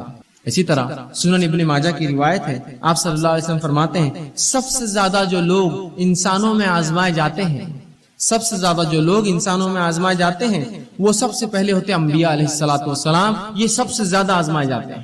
دوسرا فرمایا علماء حق، یہ دوسرے نمبر پہ جو آزمائے جاتے ہیں۔ تیسرا فرمایا صالحین اس امت کے نیک لوگ تیسرے نمبر پہ آزمائے جاتے ہیں، اور فرمایا ان میں سے کچھ ایسے گزرے پچھلی قوموں میں، انبیاء، علماء حق اور صالحین، کہ جن کو ایسی بیماریاں اللہ نے دی کہ جن کے جسم میں کیڑے پڑ گئے، بیماری آزمائش ہے، ان کے جسم میں کیڑے پڑ گئے، صالحین اور ان نیکوکاروں کے اس حد تک بیمار ہوئے کہ اس بیماری میں ان کا انتقال ہو گیا۔ اسی طرح کچھ ایسے تھے اللہ نے ایسی غربت دی، اتنا غریب بنایا کہ سوائے ٹاٹ کے کپڑے، کھدر جو موٹے کپڑے ہوتے پہننے کے ان کے پاس نصیب نہ تھا، اور آگے فرمایا پہننے کو کچھ نہ تھا سوائے ٹاٹ کا کپڑا، لیکن اس میں وہ اس سے زیادہ خوش تھے جتنا تم فراوانی اور خوشحالی میں خوش رہتے ہو۔ مطلب یہ انبیاء، یہ علماء حق اور یہ صالحین ان بیماریوں میں، ان پریشانیوں میں، ان غربت میں بھی اتنے خوش تھے، اتنے مطمئن تھے کہ جتنے ہم لوگ خوشحالی میں خوش نہیں ہوتے، اس لیے کہ یہ انبیاء، یہ علماء حق، یہ صالحین جانتے ہیں کہ یہ آزمائش اللہ کی طرف سے ہے، اور ہر آزمائش کا مومن کو کیا ملتا ہے؟ بدلہ ملتا ہے۔ تو جب بھی ہماری آزمائش ہو یاد رکھیے ہم صبر کریں، اور اللہ رب العزت کسی بھی انسان کو اس کے طاقت سے زیادہ نہیں آزماتا۔ اللہ سبحانہ تعالیٰ سورہ بقرہ سورہ نمبر 2 آیت نمبر 286 میں فرماتا اور کہتا ہے لا یکلف اللہ نفسا الا وسعها، اللہ کسی نفس کو اس کے طاقت سے زیادہ نہیں آزماتا۔ یاد رکھیں مجھے اور آپ کو ہماری طاقت سے زیادہ نہیں جو ہے آزماتا ہے، بلکہ جتنی طاقت ہے اتنی ہی آزمائش آتی ہے۔ تو اگر بیماری دی تو یہ طاقت تھی تب دی، مصیبت دی طاقت تھی تب دی، کسی نعمت کو دے کر چھین لیا یہ طاقت تھی تبھی چھینا۔ اللہ کسی کو اس کے جو ہے برداشت سے زیادہ نہیں آزماتا، اور اللہ کا معاملہ تو ہر بار یہ ہوتا ہے۔ سورہ بقرہ سورہ نمبر 2 آیت 175 میں فرمایا اور کہا یرید اللہ بکم اليسر ولا یرید بکم العسر، کہ اللہ رب العزت تو تمہارے ساتھ آسانیاں کرنا چاہتا ہے، وہ تمہیں مشکلات میں نہیں ڈالنا چاہتا ہے۔ تو یہ بیماریاں میرے اور آپ کے لیے آزمائش ہے۔ اب جب بھی کوئی بیمار ہو تو ہم صبر کریں، اس لیے کہ صبر کرنے والوں کے تعلق سے سورہ بقرہ سورہ نمبر 2 آیت 156 میں کہا فبشر الصابرین، کہ صبر کرنے والوں کو بشارت دو۔ یہاں خوشخبریاں دینے کا حکم دیا کہ جو لوگ صبر کرتے ہیں فبشر الصابرین الذین اذا اصابتهم مصیبۃ قالوا انا للہ وانا الیہ راجعون، کہ جو لوگ مصیبت جن پر آتی ہے اور مصیبت میں صبر کرتے ہیں ان کو خوشخبریاں دے دو، اور جب ان پر مصیبت آتی ہے تو یہ مومن کہتے ہیں قالوا انا للہ وانا الیہ راجعون، ہم اللہ کی طرف سے آئے تھے، اس کی طرف لوٹ کر جانا ہے۔ تو ہمیں صبر کرنا چاہیے، اللہ کسی کو بھی اس کی طاقت سے زیادہ نہیں آزماتا، جب آزمائش ہوتی تو ہمیں صبر کرنا چاہیے۔ آئیے صحیح بخاری اور صحیح مسلم کی روایت ہے، آپ صلی اللہ علیہ وسلم فرماتے اور کہتے ہیں جب ایک مسلمان کو کوئی ایذا پہنچتی ہے، تکلیف پہنچتی ہے، بیماری کی شکل میں، کسی کی موت کی شکل میں، کسی اعضاء کے ضائع ہونے کی شکل میں، کسی اور اس میں مصیبت، پیسے میں، مال میں کمی، اولاد میں کمی، پھلوں میں کمی، روزی میں کمی، جب کسی ایک مومن کے تعلق سے آپ فرماتے ہیں مسلم کو ایذا یا بیمار ہوتا ہے تو اللہ تعالیٰ اس کے گناہوں کو ایسا دھو دیتا ہے جیسے ایک جھاڑ جس پر سوکھی پتیاں ہوں وہ سوکھنے سے گر جاتی ہیں۔ ایک مومن کو جب تکلیف، مصیبت، بیماری آتی ہے تو اللہ اس کے گناہوں کو ایسا اس سے الگ کر دیتا ہے جیسے کہ ایک جھاڑ جس کے پتے سوکھ چکے ہیں وہ اس سے الگ ہو جاتے ہیں. ایسے مومن کے گناہ جو ہے بیماری کی وجہ سے، مشکل اور تکلیفوں کی وجہ سے دور ہو جاتے ہیں. تو ہر تکلیف جو مومن کو ہے اگر صبر کرے تو باعث اجر بنتی ہے، اس کے گناہ اس سے جھڑ جاتے ہیں. اسی طرح سنن ابو داؤد کی روایت ہے، آئیے وہ لوگ جو بیمار رہتے ہیں، پریشان ہوتے ہیں، پریشان مت ہوئیے. سنیے نبی اکرم صلی اللہ علیہ وسلم کیا فرماتے ہیں اور کہتے ہیں. آپ فرماتے ہیں اللہ مسلمانوں کے گناہ بیماریوں کی وجہ سے دھو دیتا ہے. اللہ مسلمانوں کے گناہ بیماریوں کی وجہ سے دھو دیتا ہے، اس حد تک کہ جیسے سونا اور چاندی کے میل کو آگ الگ کر دیتی ہے، بیماریاں مومن سے اس کے گناہوں کو ویسی الگ کر دیتی ہے جیسے آگ سونے اور چاندی کے میل کو الگ کر دیتی ہے. آپ جانتے ہیں نا، سونے چاندی کو صاف کرنے کے لیے اس کو آگ میں ڈالا جاتا ہے، پگھلنے کے بعد سونا چاندی جو ہے رہ جاتا ہے اور غلاظت اوپر آتی ہے، اس سے نکال لی جاتی ہے. تو آپ سن فرماتے ہیں بیماریاں مومن کو ایسا پاک کرتی ہے گناہوں سے جیسا آگ سونے اور چاندی کے میل کچیل کو نکال دیتی ہے. تو جو مومن بیمار ہوتا ہے وہ اس کی طاقت کے مطابق اللہ بیماری دیتا ہے، اسے کام ہے وہ صبر کرے، صبر کرنے کا بدلہ زبردست پاتا ہے. اسی طرح جب انسان بیمار ہو جائے تو علاج کرانا مستحب اور سنت ہے. یاد رکھیں ہر شخص کوشش کرے علاج موجود ہو تو ضرور علاج کروائے، اس لیے کہ نبی اکرم صلی اللہ علیہ وسلم کی روایت سنن ابن ماجہ کی حدیث ہے کہ اللہ رب العزت نے ایسی کوئی بیماری نازل نہ کی سوائے اس کے کہ اس کا علاج نازل کیا، تو لہٰذا تم لوگ جو ہے علاج کراؤ. جو خطبے میں نے حدیث آپ کے سامنے، تو اس حدیث سے پتا چلا ہمیں علاج کروانا چاہیے. اب جب پتا چلا علاج کروانا چاہیے، اللہ نے ہر بیماری کا علاج نازل کیا ہے، اب اس معاملے میں کیا احتیاط کرے، کیسے علاج کرے؟ تو آئیے حرام چیزوں سے علاج کرانا یاد رکھے جائز نہیں ہے. وہ چیزیں جن کو شریعت نے حرام قرار دیا ہے وہ چیزوں سے علاج جائز نہیں ہے. اس کے تعلق سے نبی اکرم صلی اللہ علیہ وسلم فرماتے ہیں، طبرانی کی روایت حدیث آپ فرماتے ہیں ان اللہ لم یجعل شفاءکم فیما حرم علیکم. جو چیزیں اللہ نے تم پر حرام کی ہے اللہ نے اس میں شفا نہیں رکھی ہے. سمجھ گیا بات کو؟ حرام اشیاء کے اندر اللہ نے شفا رکھی ہی نہیں ہے، اس میں کبھی فائدہ ہو ہی نہیں سکتا. گو تھوڑے وقت کے لیے ایسا لگتا ہو کہ فائدہ ہے لیکن وہ شفا کبھی نہیں دے سکتا. اس لیے کہ رسول اللہ نے فرما دیا جن چیزوں کو اللہ نے تم پر حرام قرار دیا ہے اس میں کسی قسم کی شفا نہیں رکھی ہے. تو لہٰذا وہ اشیاء جو حرام ہیں، نشے کی چیزیں ہو سکتی ہے، دیگر اور چیزیں ہو سکتی ہے جو شریعت نے حرام قرار دی، ان کو کر کے ہم یہ نہ سمجھیں کہ اس سے فائدہ ہو سکتا ہے، اس سے شفا مل سکتی ہے، پھر چاہے بیماری جو ہے وہ نفسیاتی ہو یا جسمانی ہو. یاد رکھیں حرام چیزیں کر کے شفا حاصل نہیں کی جا سکتی، رسول اللہ نے اس کی وضاحت کر دی. تو جب بھی اب مجھے اور آپ کو اگر ہم بیمار ہو جائے علاج کروانا ہے تو حلال چیزوں سے علاج کروانا پڑے گا، حرام چیزوں میں اللہ رب العزت نے شفا نہیں رکھی. اسی طرح اب کوئی شخص بیمار ہو جائے تو بیمار ہونے کے بعد یاد رکھیے قرآن و حدیث سے جو دم ثابت ہے، جو پڑھ کر پھونکنا چاہیے، دوا کے ساتھ یہ بھی کرنا چاہیے. جہاں حرام دواؤں کا استعمال یا حرام اشیاء کا استعمال دواؤں میں درست نہیں ہے، اس میں کوئی شفا نہیں ہے. اسی طرح یہ بات یاد رکھیے کہ انسان کبھی کبھار بیمار ہوتا ہے، بیماری ایسی ہوتی ہے کہ اس کو جو ہے جہاں دعا کی ضرورت ہے وہاں دوا اور دعا دونوں کی ضرورت ہوتی ہے. یاد رکھیں آج بہت سارے لوگ اس کی گواہی دیں گے، ایسے بہت ساری تھراپیز نکلی ہے جن تھراپیز میں یہ ہوتا ہے کہ صرف مریض کی آنکھ پر ہاتھ پھیرا جاتا ہے، صرف ہاتھ پھیرا جاتا ہے اور اس سے اس کو فائدہ ہوتا ہے. صرف ہاتھ پھیرتے ہیں، آپ جائیے ان کے پاس خالی ہاتھ پھیرتے ہیں، جبکہ نبی اکرم صلی اللہ علیہ وسلم نے اپنی زندگی میں تمام کام کر کے بتا دیا. آپ لوگوں کے پاس جاتے، ان پر دعا پڑھ کر دم کرتے اور سہلاتے ان کو، وہ اعضاء کے اوپر ہاتھ رکھتے جہاں بیمار ہے. تو آج بہت سی تھراپیز ایسی بہرحال ڈیولپ ہو رہی ہے، دھیرے دھیرے الٹرنیٹ میڈیسنز آئیں گے مارکیٹ میں جس میں یہ ہے کہ صرف سہلایا جائے تو اس سے فائدہ ہو رہا ہے لوگوں کو. ٹھیک ہے، تو لوگ یہ سوچتے ہیں کہ یہ خالی دم کرنے سے پھونکنے سے کیا فائدہ ہوگا. بہت سارے فائدے ہوتے ہیں، اللہ کے کلام کا اثر ہوتا ہے، نبی اکرم صلی اللہ علیہ وسلم کو جو باتیں اللہ نے بتائی ان کلام میں اثر ہوتا ہے. تو اب اگر کوئی بیمار ہو جائے تو حرام چیزوں سے علاج نہ کرے.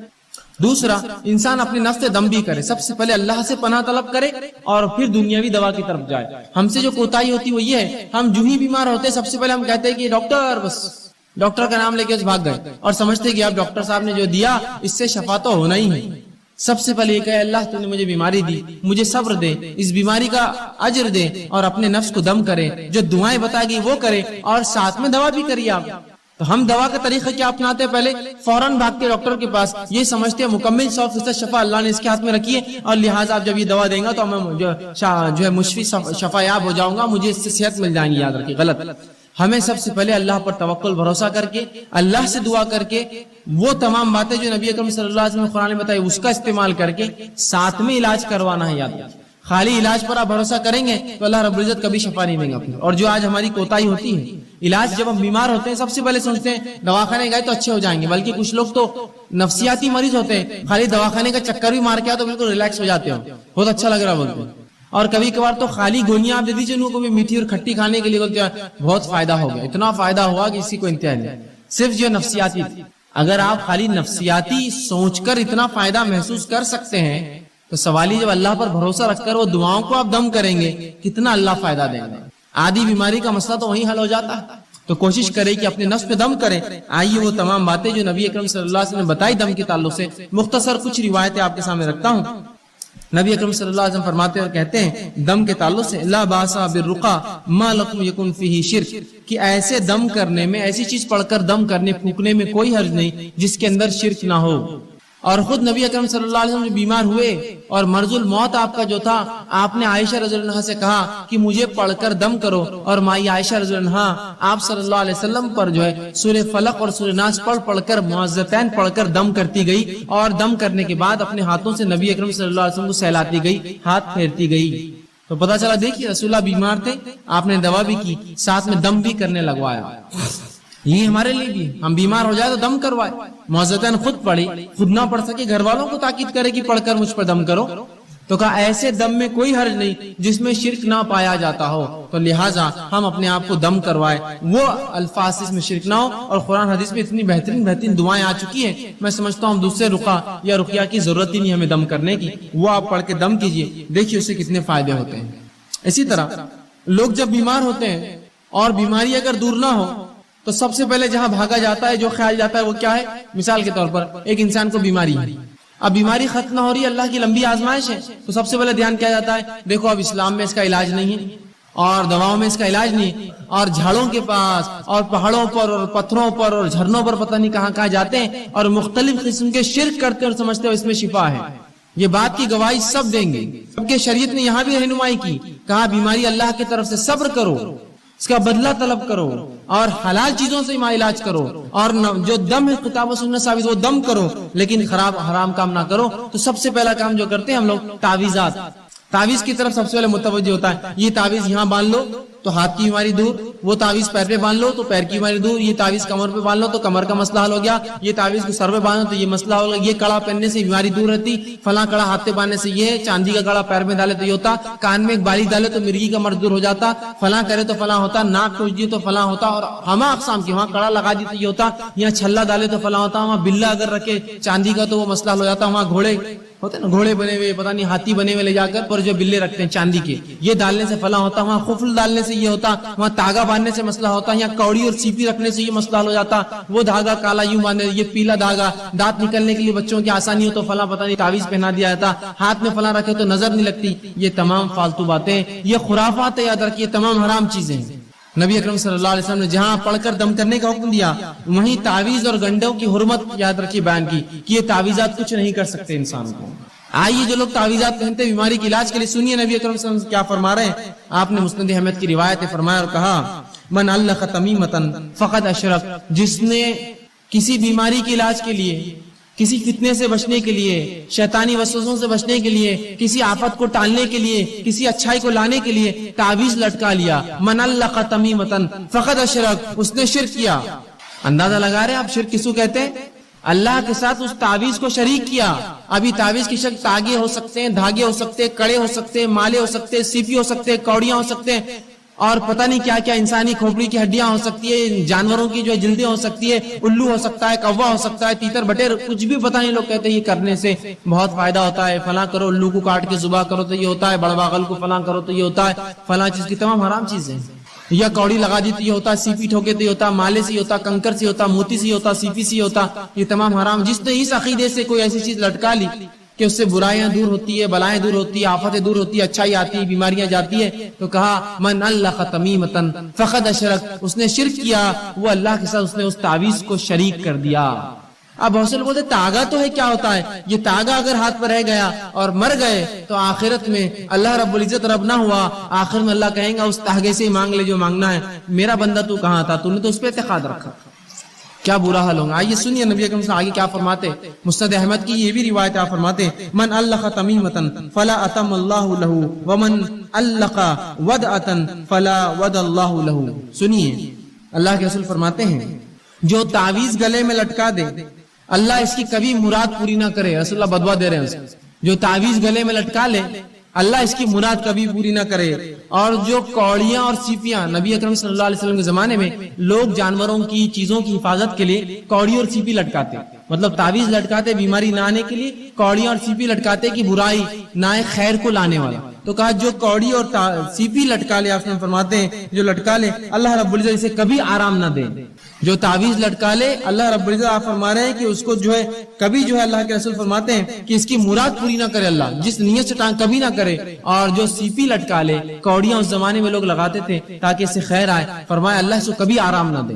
اسی طرح آپ صلی اللہ علیہ وسلم نے مسند احمد کی روایت ہے ایک شخص کو دیکھا جس کے ہاتھ میں ایک ڈنڈ پر ایک کڑا تھا. بہت سے لوگ کہتے ہیں نا چاندی کی کڑے, چھلے, پتہ نہیں مالے, گلے میں دھاگے تاگے. سن لیجئے وہ لوگ غور سے سنیے. نبی اکرم صلی اللہ علیہ وسلم ایک شخص کو دیکھا کہ ہاتھ میں اس کے کڑا تھا ڈنڈ پر. آپ صلی اللہ علیہ وسلم نے کہا افسوس یہ کیا ہے, کیا باندھ رکھا تو نے ہاتھ پر یہ؟ تو شخص نے کہا اللہ کے رسول یہ میں نے اس لیے پہنا ہے کہ اس سے ایک جلد کی بیماری نہیں ہوتی ہے, سکن کا ایک ڈیزیز نہیں ہوتا ہے, اس وجہ سے میں نے کڑا پہنا ہے. تو کہا کہ تو اسے فوراً اتار دے ورنہ اللہ رب العزت جو ہے تجھے اس میں ملوث کر دے گا, اس بیماری کو ڈال دے گا, وہ بیماری میں تجھے ملوث کر دے گا. کہا فوراً اتار دے کڑا ورنہ اللہ تجھے اس بیماری میں ڈال دے گا. اور فرمایا اگر تو اس حال میں مر گیا, تیری موت ہوگی کہ کڑا تیرے ہاتھ میں ہی تھا, مر گیا تو تو کبھی کامیاب نہیں ہوگا آخرت میں, کبھی کامیاب نہیں ہوگا. کیا فرمایا کہ تو نے جلد کے امراض کے لیے پہنا, اسے اتار دے, اگر تو نے اسے نہ اتارا تو تجھے بیماری اللہ دے دے گا, اور اگر تو مر گیا اس حالت میں تو آخرت میں تو کبھی کامیاب نہیں ہونے والا, اس لیے کہ تو نے شرک کیا. تو لہٰذا ہمیں حلال چیزوں سے علاج کروانا ہے. تعویذ گنڈوں میں کوئی علاج نہیں ہوتا, یاد رکھیں. آپ دعائیں پڑھیے قرآنی, آپ دعائیں پڑھیے نبی, یہ علاج کا یاد رکھیے جائز طریقہ ہے. آپ بعض دعائیں جو نبی اکرم صلی اللہ علیہ وسلم نے دم کیا اپنے نفس پر جب آپ بیمار ہوتے تھے, تو آئیے وہ دعائیں آپ کے سامنے رکھتا ہوں. دیکھیے تمام باتیں دنیاوی علاج کے ساتھ چل رہا ہے, آپ دنیاوی علاج کراتے ہوئے یہ تمام کام کر رہے ہیں. یاد رکھیں میں نے یہ نہیں کہا آپ سے کہ آپ دنیاوی علاج چھوڑ دیجیے اور باقی یہی کرتے رہیے, کافی ہے. آپ دواخانے بھی جائیے لیکن پہلے یہ ہوگا, اور ساتھ میں پھر علاج کرواتے رہیے, اور پھر صبر کرتے رہیے, اللہ سے دعا کرتے رہیے. تو علاج کے ساتھ یہ سب چل رہا ہے, اس لیے کہ یہ دونوں ملیں گے تو شفا ہے. یاد رکھیے. آئیے آپ صلی اللہ علیہ وسلم نے جو بعض دعائیں کی شفا کے لیے اس آپ کے سامنے رکھتا ہوں, بس مختصر رکھوں گا. صحیح بخاری کی روایت ہے آپ صلی اللہ علیہ وسلم جب کسی مریض کے پاس جاتے تو اس کے جسم پر ہاتھ رکھتے اور یہ دعا پڑھتے اس کی شفا کے لیے. دعا یوں اللہم رب الناس اذهب الباس اشفی انت شافی, کہ اے اللہ انسانوں کو پالنے والے, انسانوں کے رب, اس سے تکلیف دور فرما, اس سے تکلیف دور فرما. اشفی انت شافی, اس کو شفا دے, تو شفا دینے والا ہے. لا شفا الا شفاؤ, تیرے علاوہ کوئی اور شفا دینے والا نہیں ہے. شفاء لا یغادر سقما, ایسی شفا دے کہ جو بیماری کو بالکل نہ چھوڑے. یہ دعا کرتے اس بیمار کے لیے, جب آپ جاتے اس کو پڑھتے اور یہ دعا کرتے کہ مریض پر ہاتھ رکھ کر یہ دعا کرتے اللہم رب الناس اذهب الباس, اے اللہ جو انسانوں کا رب ہے اس سے اس کی بیماری کو دور کر. اور یقیناً جو آپ فرماتے آگے اشفی انت شافی, تو شفا دینے والا, تیرے شفا دینے کوئی نہیں ہے. لا شفاؤ کا الا شفاؤ, تیرے علاوہ کوئی شفا نہیں دیتا. شفاء لا یغادر سقما, ایسی شفا دے اس کو کہ اس کی بیماری کو بالکل نہ چھوڑے. تو ہم بھی جب مریض کے پاس جائے, کوئی گھر میں مریض ہو جائے, یہ دعا اس کے جسم پر ہاتھ رکھ کے پڑھی, دیکھے شفا ملیں گی, ساتھ میں علاج بھی حل کراتے رہے. اسی طرح صحیح مسلم کی روایت ہے ایک شخص نے آپ صلی اللہ علیہ وسلم کے سامنے درد کی شکایت کی. کہا اللہ کے رسول مجھے تکلیف ہو رہی ہے, کسی ایک اعضاء میں درد کی شکایت کی. نبی اکرم صلی اللہ علیہ وسلم جب یہ سنا, اس کی درد کی شکایت سنی, تو آپ نے فرمایا کہ تو اپنے اس اعضاء پر جہاں تکلیف ہے اپنا سیدھا ہاتھ رکھ اور 3 بار بسم اللہ پڑھ. پیٹ دکھ رہا ہے, پیر دکھ رہا ہے, اچانک سر میں درد شروع ہوا, پتہ نہیں لوگ کیا کیا کرواتے ہیں. سنت سے یہ ہے کہ ہاتھ رکھو اور 3 مرتبہ آپ نے فرمایا بسم اللہ پڑھ, اور اس کے بعد آپ نے فرمایا کہا کہ 7 مرتبہ پھر یہ پڑھ. 3 بار ہاتھ رکھ کے کہے بسم اللہ بسم اللہ بسم اللہ کے نام سے, اور اس کے بعد 7 مرتبہ یہ پڑھ, اور آپ نے فرمایا اعوذ بعزت اللہ و قدرتہ, کہ میں اللہ کی بڑائی اور اس کی قدرت کی پناہ لیتا ہوں. من شر ما اجد و حاضر, اس چیز سے جو میں محسوس کر رہا ہوں یا جس کا مجھے اندیشہ ہو رہا ہے. تو ایک بار 3 بار پہلے بسم اللہ کہے اور 7 مرتبہ یہ دعا پڑھے تو رسول اللہ فرماتے ہیں اللہ رب العزت اس کو جو ہے شفا دیتا ہے۔ اسی طرح صحیح مسلم کی روایت ہے، آپ صلی اللہ علیہ وسلم فرماتے ہیں کہ آپ صلی اللہ علیہ وسلم ایک مرتبہ بیمار ہو گئے، جبرائیل علیہ السلام آئے اور نبی اکرم صلی اللہ علیہ وسلم نے رقیہ کیا، دم کیا ایک دعا پڑھ کر۔ جبرائیل علیہ السلام نے کیا دعا پڑھی تھی؟ حدیث میں لفظ آتے ہیں، آپ صلی اللہ علیہ وسلم نے صحابہ کو سنا کہا بسم اللہ ارقیک، کہ میں اللہ کے حکم سے تجھ پہ جو ہے دم کرتا ہوں۔ جبرائیل علیہ السلام آئے اور رسول اللہ پر یہ دعا پڑھ کر دم کی، بسم اللہ ارقیک، کہ اللہ کے نام سے میں تجھے دم کرتا ہوں، من کل دائن یوزیک، ہر اس بیماری سے جو تجھے نقصان دہ ہے، من شر کل نفس، اور ہر نفس کے شر سے اللہ تجھے محفوظ رکھے، وعین حاسد، اور ہر نظر لگانے والے کی نظر بس سے تیری حفاظت کرے، اللہ یشفیک، اللہ تیری جو ہے تجھے شفا دے، بسم اللہ ارقیک، میں اللہ کے حکم سے تجھ کو جو ہے دم کرتا ہوں۔ یہ دعا جبرائیل علیہ السلام نے نبی اکرم صلی اللہ علیہ وسلم پر دم کی۔ اسی طرح معوذتین آپ پڑھ سکتے ہیں، اسی طرح سورہ جو ہے فاتحہ پڑھ کر ہم دم کر سکتے ہیں۔ یہ تمام کے بڑے فضائل آتے ہیں، یاد رکھیں۔ ہم نے یہ تمام چیزیں بہرحال آج چھوڑ دی ہیں، اور ایسی تمام وہ دعائیں جو قرآن سے اور سنت نبوی سے ثابت ہے آپ پڑھ سکتے ہیں۔ میں نے تو 2-4 نمونے کے طور پہ رکھی، یہ اگر پڑھ کر ہم کریں گے تو آپ دیکھیے جہاں دوا سے بھی علاج کا کچھ حصہ ہو رہا ہے، وہیں یہ دعائیں بہت حد تک نفسیاتی طور سے ہمیں جو مرض سے دور کر دیں گی، یا کم از کم بیماری ختم نہ بھی ہو تو ہم ایک مضبوط ایک مومن بنے رہیں گے۔ ہم آہو بکا نہیں کریں گے، تقدیر کو کوسیں گے نہیں، اللہ کو برا بھلا نہیں کہیں گے، اللہ سے بدگمانی نہیں کریں گے کہ ہم ہی بیمار ہونا تھا کہ اللہ ہمارا ہی گھر ملا تھا کیا مائچ ملا تھا کیا۔ کم از کم یہ تسلی رہیں گے انسان کو، نفسیاتی وہ مضبوط اور قوی رہیں گا، چاہے جسمانی اعتبار سے کتنا لاغر اور بیمار ہو چکا ہو۔ تو یہ دعائیں بڑی اہمیت رکھتی ہیں۔ اسی طرح بعض ایسی چیزیں جن سے نبی اکرم صلی اللہ علیہ وسلم نے خود علاج کیا ہو، وہ آپ کے سامنے کچھ رکھتا ہوں واقعات اور کچھ چیزیں جن سے خود نبی اکرم صلی اللہ علیہ وسلم نے علاج کیا ہو۔ لیکن ایک بات اس سے پہلے میں بتا دوں کہ جو باتیں حدیث میں آتی ہے کہ آپ صلی اللہ علیہ وسلم نے ان سے علاج کیا ہے، آج بہت سی مرتبہ یہ ہوتا ہے کہ ہم کہتے ہیں ان سے تو جیسا طب نبی کتابیں ہوتی ہیں آپ پڑھتے ہیں اور علاج کرنے کی کوشش کرتے ہیں، فائدہ محسوس نہیں ہوتا ہے۔ وہ اس لیے کہ طب کا معاملہ ایسا ہے کہ اس پہ تجربات اور تجزیات کی ضرورت ہے۔ نبی اکرم صلی اللہ علیہ وسلم بہت سی باتیں فرمائی، یہ مسلمانوں کی کم علمی رہی، بے خوفی رہی، بد نصیبی رہی کہ طب نبوی ہم نے اپنے ہاتھ سے ضائع کر دی، کبھی اس پہ ریسرچ ہی نہیں کیا۔ کوئی بھی میڈیسن ریسرچ کے بغیر نہیں ہوتی ہے۔ رسول اللہ اگر یہ فرماتے کہ فلاں چیز میں یہ شفا ہے تو اس کا معنی یہ کہ اب ریسرچ کرنا پڑے گا نا، اس میں سے نکالنا پڑے گا کیسی شفا ہے، کس چیز کے ساتھ دنیا کی مل کے شفا دیں گی، کون سی اور چیزوں سے مل جانے سے فلاں فائدہ ہوگا۔ ریسرچ ورک کبھی نہیں ہوا، اور افسوس مسلمانوں نے یونانی طب کو اپنا طب سمجھا اور یونانی طب کو مکمل طور سے لے لیا، اور طب نبی اس کے چکر میں پوری جو ہے ختم ہو گئی کہ آج بہت ساری باتیں جو طب نبی میں الفاظ آتے ہیں وہ دوائیں کس کو بولتے ہیں ہم کو معلوم نہیں۔ وہ تو تبھی معلوم ہو سکتا تھا جب اس زمانے کے بعد سے لے کر مسلمان اس کو استعمال کرتے رہتے، اس پہ تجربات کرتے۔ افسوس کہ اتنا زبردست ذریعہ طب کا ہم نے کھو دیا۔ لیکن پھر بھی کچھ باتیں جو آتی رکھنے کی کوشش کرتا ہوں، وہ جو جس سے رسول اللہ صلی اللہ علیہ وسلم نے شفا کے لیے استعمال کی دواؤں کے طور پر، سب سے پہلے جو حدیث میں آتا ہے وہ یہ کہ آپ شہد سے علاج کیا کرتے تھے۔ ایک مرتبہ ایک شخص آیا کہ اللہ کے رسول صلی اللہ علیہ وسلم، میرے بھائی کو جو ہے پیٹ خراب ہو چکا ہے، اسے دست ہو رہے ہیں، آپ صلی اللہ علیہ وسلم کا اسے شہد کھلاؤ۔ وہ گیا شہد کھلا کر آیا، کہا اللہ کے رسول اور بڑھ چکے ہیں، کہا اور کھلا، پھر اس نے کھلا کر آیا، کہا اللہ کے رسول صلی اللہ علیہ وسلم اور بڑھ چکے ہیں، کہا اور کھلا، 3 مرتبہ کھلانے کا حکم دیا۔ پھر وہ آ کر کہا اللہ کے رسول اور اس کے جو ہے دست بڑھ گئے ہیں، تو کہا اللہ کی کتاب سچی ہے، تیرے بھائی کا پیٹ جھوٹا ہے، اسے اور کھلا شہد، اس لیے کہ اللہ نے شہد کے تعلق سے کہا اس میں شفا ہے، تو اللہ کی کتاب سچی ہے، تیرے بھائی کا پیٹ جھوٹا ہے، اسے اور کھلا۔ جب اور کھلایا گیا تو ان کو شفا مل گئی اس چیز سے۔ آپ دیکھ رہے جہاں شہد کھلایا گیا وہیں عقیدہ دیکھیے ساتھ میں، کھلا اس کو، اس میں شفا ہے، بس اگر کہہ دیا تو کہہ دیا، یہ نہیں کہ اور عموماً دیکھے تو شہد کھلانے سے بہت سے لوگوں کے جو ہے دست اور بڑھ جائیں گے، ظاہر تو یہ دکھتا ہے لیکن اس میں شفا ہے، وہ شفا اور فائدہ دیتا ہے۔ اس لیے کہ کبھی دست کا روکنا درست ہوتا ہے اور کبھی ان کا نکل جانا اچھا ہوتا ہے، تاکہ بیماری جو اندر ہے جراثیم پورے نکل جائے پیخانے کے ذریعے۔ تو کہا تیرا بھائی کا پیٹ جھوٹا ہے، اللہ کی کتاب سچی، اور کھلا اس کو ایک بار، اور کھلایا، دست بند ہو گئے، شہد کے ذریعے شفا۔ اسی طرح آپ صلی اللہ علیہ وسلم نے زمزم کا استعمال کیا شفا کے لیے، اور فرمایا زمزم جس نیت سے پیا جاتا ہے اللہ اس میں شفا رکھتا ہے۔ تو یہ علاج بھی ہم کر سکتے ہیں کہ جب حج کو جانا ہو، عمرے کو جانا ہو، جو لوگ جاتے ہیں آپ ان کو کہیے کہ بھائی زمزم ہمارے لیے لائیے، یا خود گئے تو خوب پیجیے، اس نیت سے کہ اللہ فلاں مرض کے لیے شفا، فلاں مرض کے لیے شفا، فلاں، اس لیے کہ زمزم جس نیت سے پیا تھا، آپ فرماتے ہیں اللہ نے اس میں شفا رکھی ہے اس پانی کے اندر، تو زمزم کا استعمال کیجیے دوا کے لیے۔ اسی طرح گائے کا دودھ یہ بھی بڑا مفید ہے، یاد رکھیں آپ صلی اللہ علیہ وسلم فرماتے ہیں کہ گائے کا دودھ پیا کرو، اس میں شفا ہے، اور اس کے پنیر کو کھایا کرو، اس میں بھی شفا ہے، اس لیے کہ گائے مختلف قسم کے جو ہے جھاڑ کھاتی ہے جس کی وجہ سے اس کے دودھ میں شفا ہوتی ہے، لیکن اس کے گوشت میں بیماری ہے۔ کیا فرما رہے آپ صلی اللہ علیہ وسلم؟ گائے سے علاج کیا کرو، اس کے دودھ میں شفا ہے اور اس کے پنیر میں شفا ہے، لیکن فرمایا اس کے گوشت میں بیماری ہے۔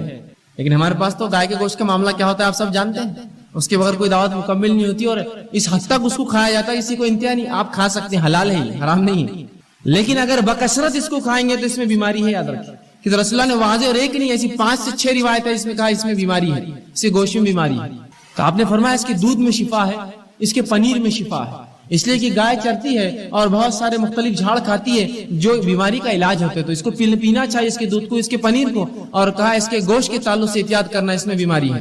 تو حلال ہے ایسا گوشت کھانا، لیکن بکثرت کھائیں گے تو بیماری ہو سکتی ہے، یاد رکھیں۔ رسول اللہ نے فوراً وضاحت کر دی اس میں بیماری، اور تمام احادیث صحیح ہے، یاد رکھیں۔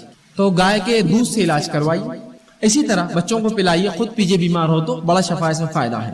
اسی طرح آپ نے زیتون کے تیل کے تعلق سے کہا، زیتون کے تیل میں بھی شفا ہے، کوشش کریں کہ زیتون کا تیل ہم استعمال کریں۔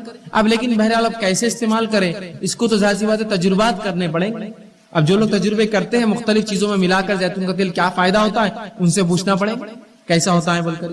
اسی طرح کلونجی میں آپ نے فرمایا شفا ہے، اور کلونجی کے تعلق سے فرمایا کہ تم جو کالے دانے کلونجی جس کو کہتے ہیں اس کو اگر ساتھ کھایا کرو اس میں بڑی شفا ہے، اور فرمایا اس کے تعلق سے کہ جو اسے کھاتا ہے اس میں موت کے علاوہ تمام چیز کا جو ہے شفا ہے، تمام چیز کی سوائے موت کے۔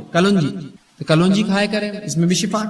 اسی طرح اجوا کھجور کے تعلق سے آپ نے فرمایا اس میں بھی شفا ہے۔ اجوا کھجور وہ کھجور ہوتی ہے جو نبی اکرم صلی اللہ علیہ وسلم کے زمانے میں ایک مخصوص احاطہ ہے اس کے اندر اگتی تھی، اسے اجوا کہتے ہیں۔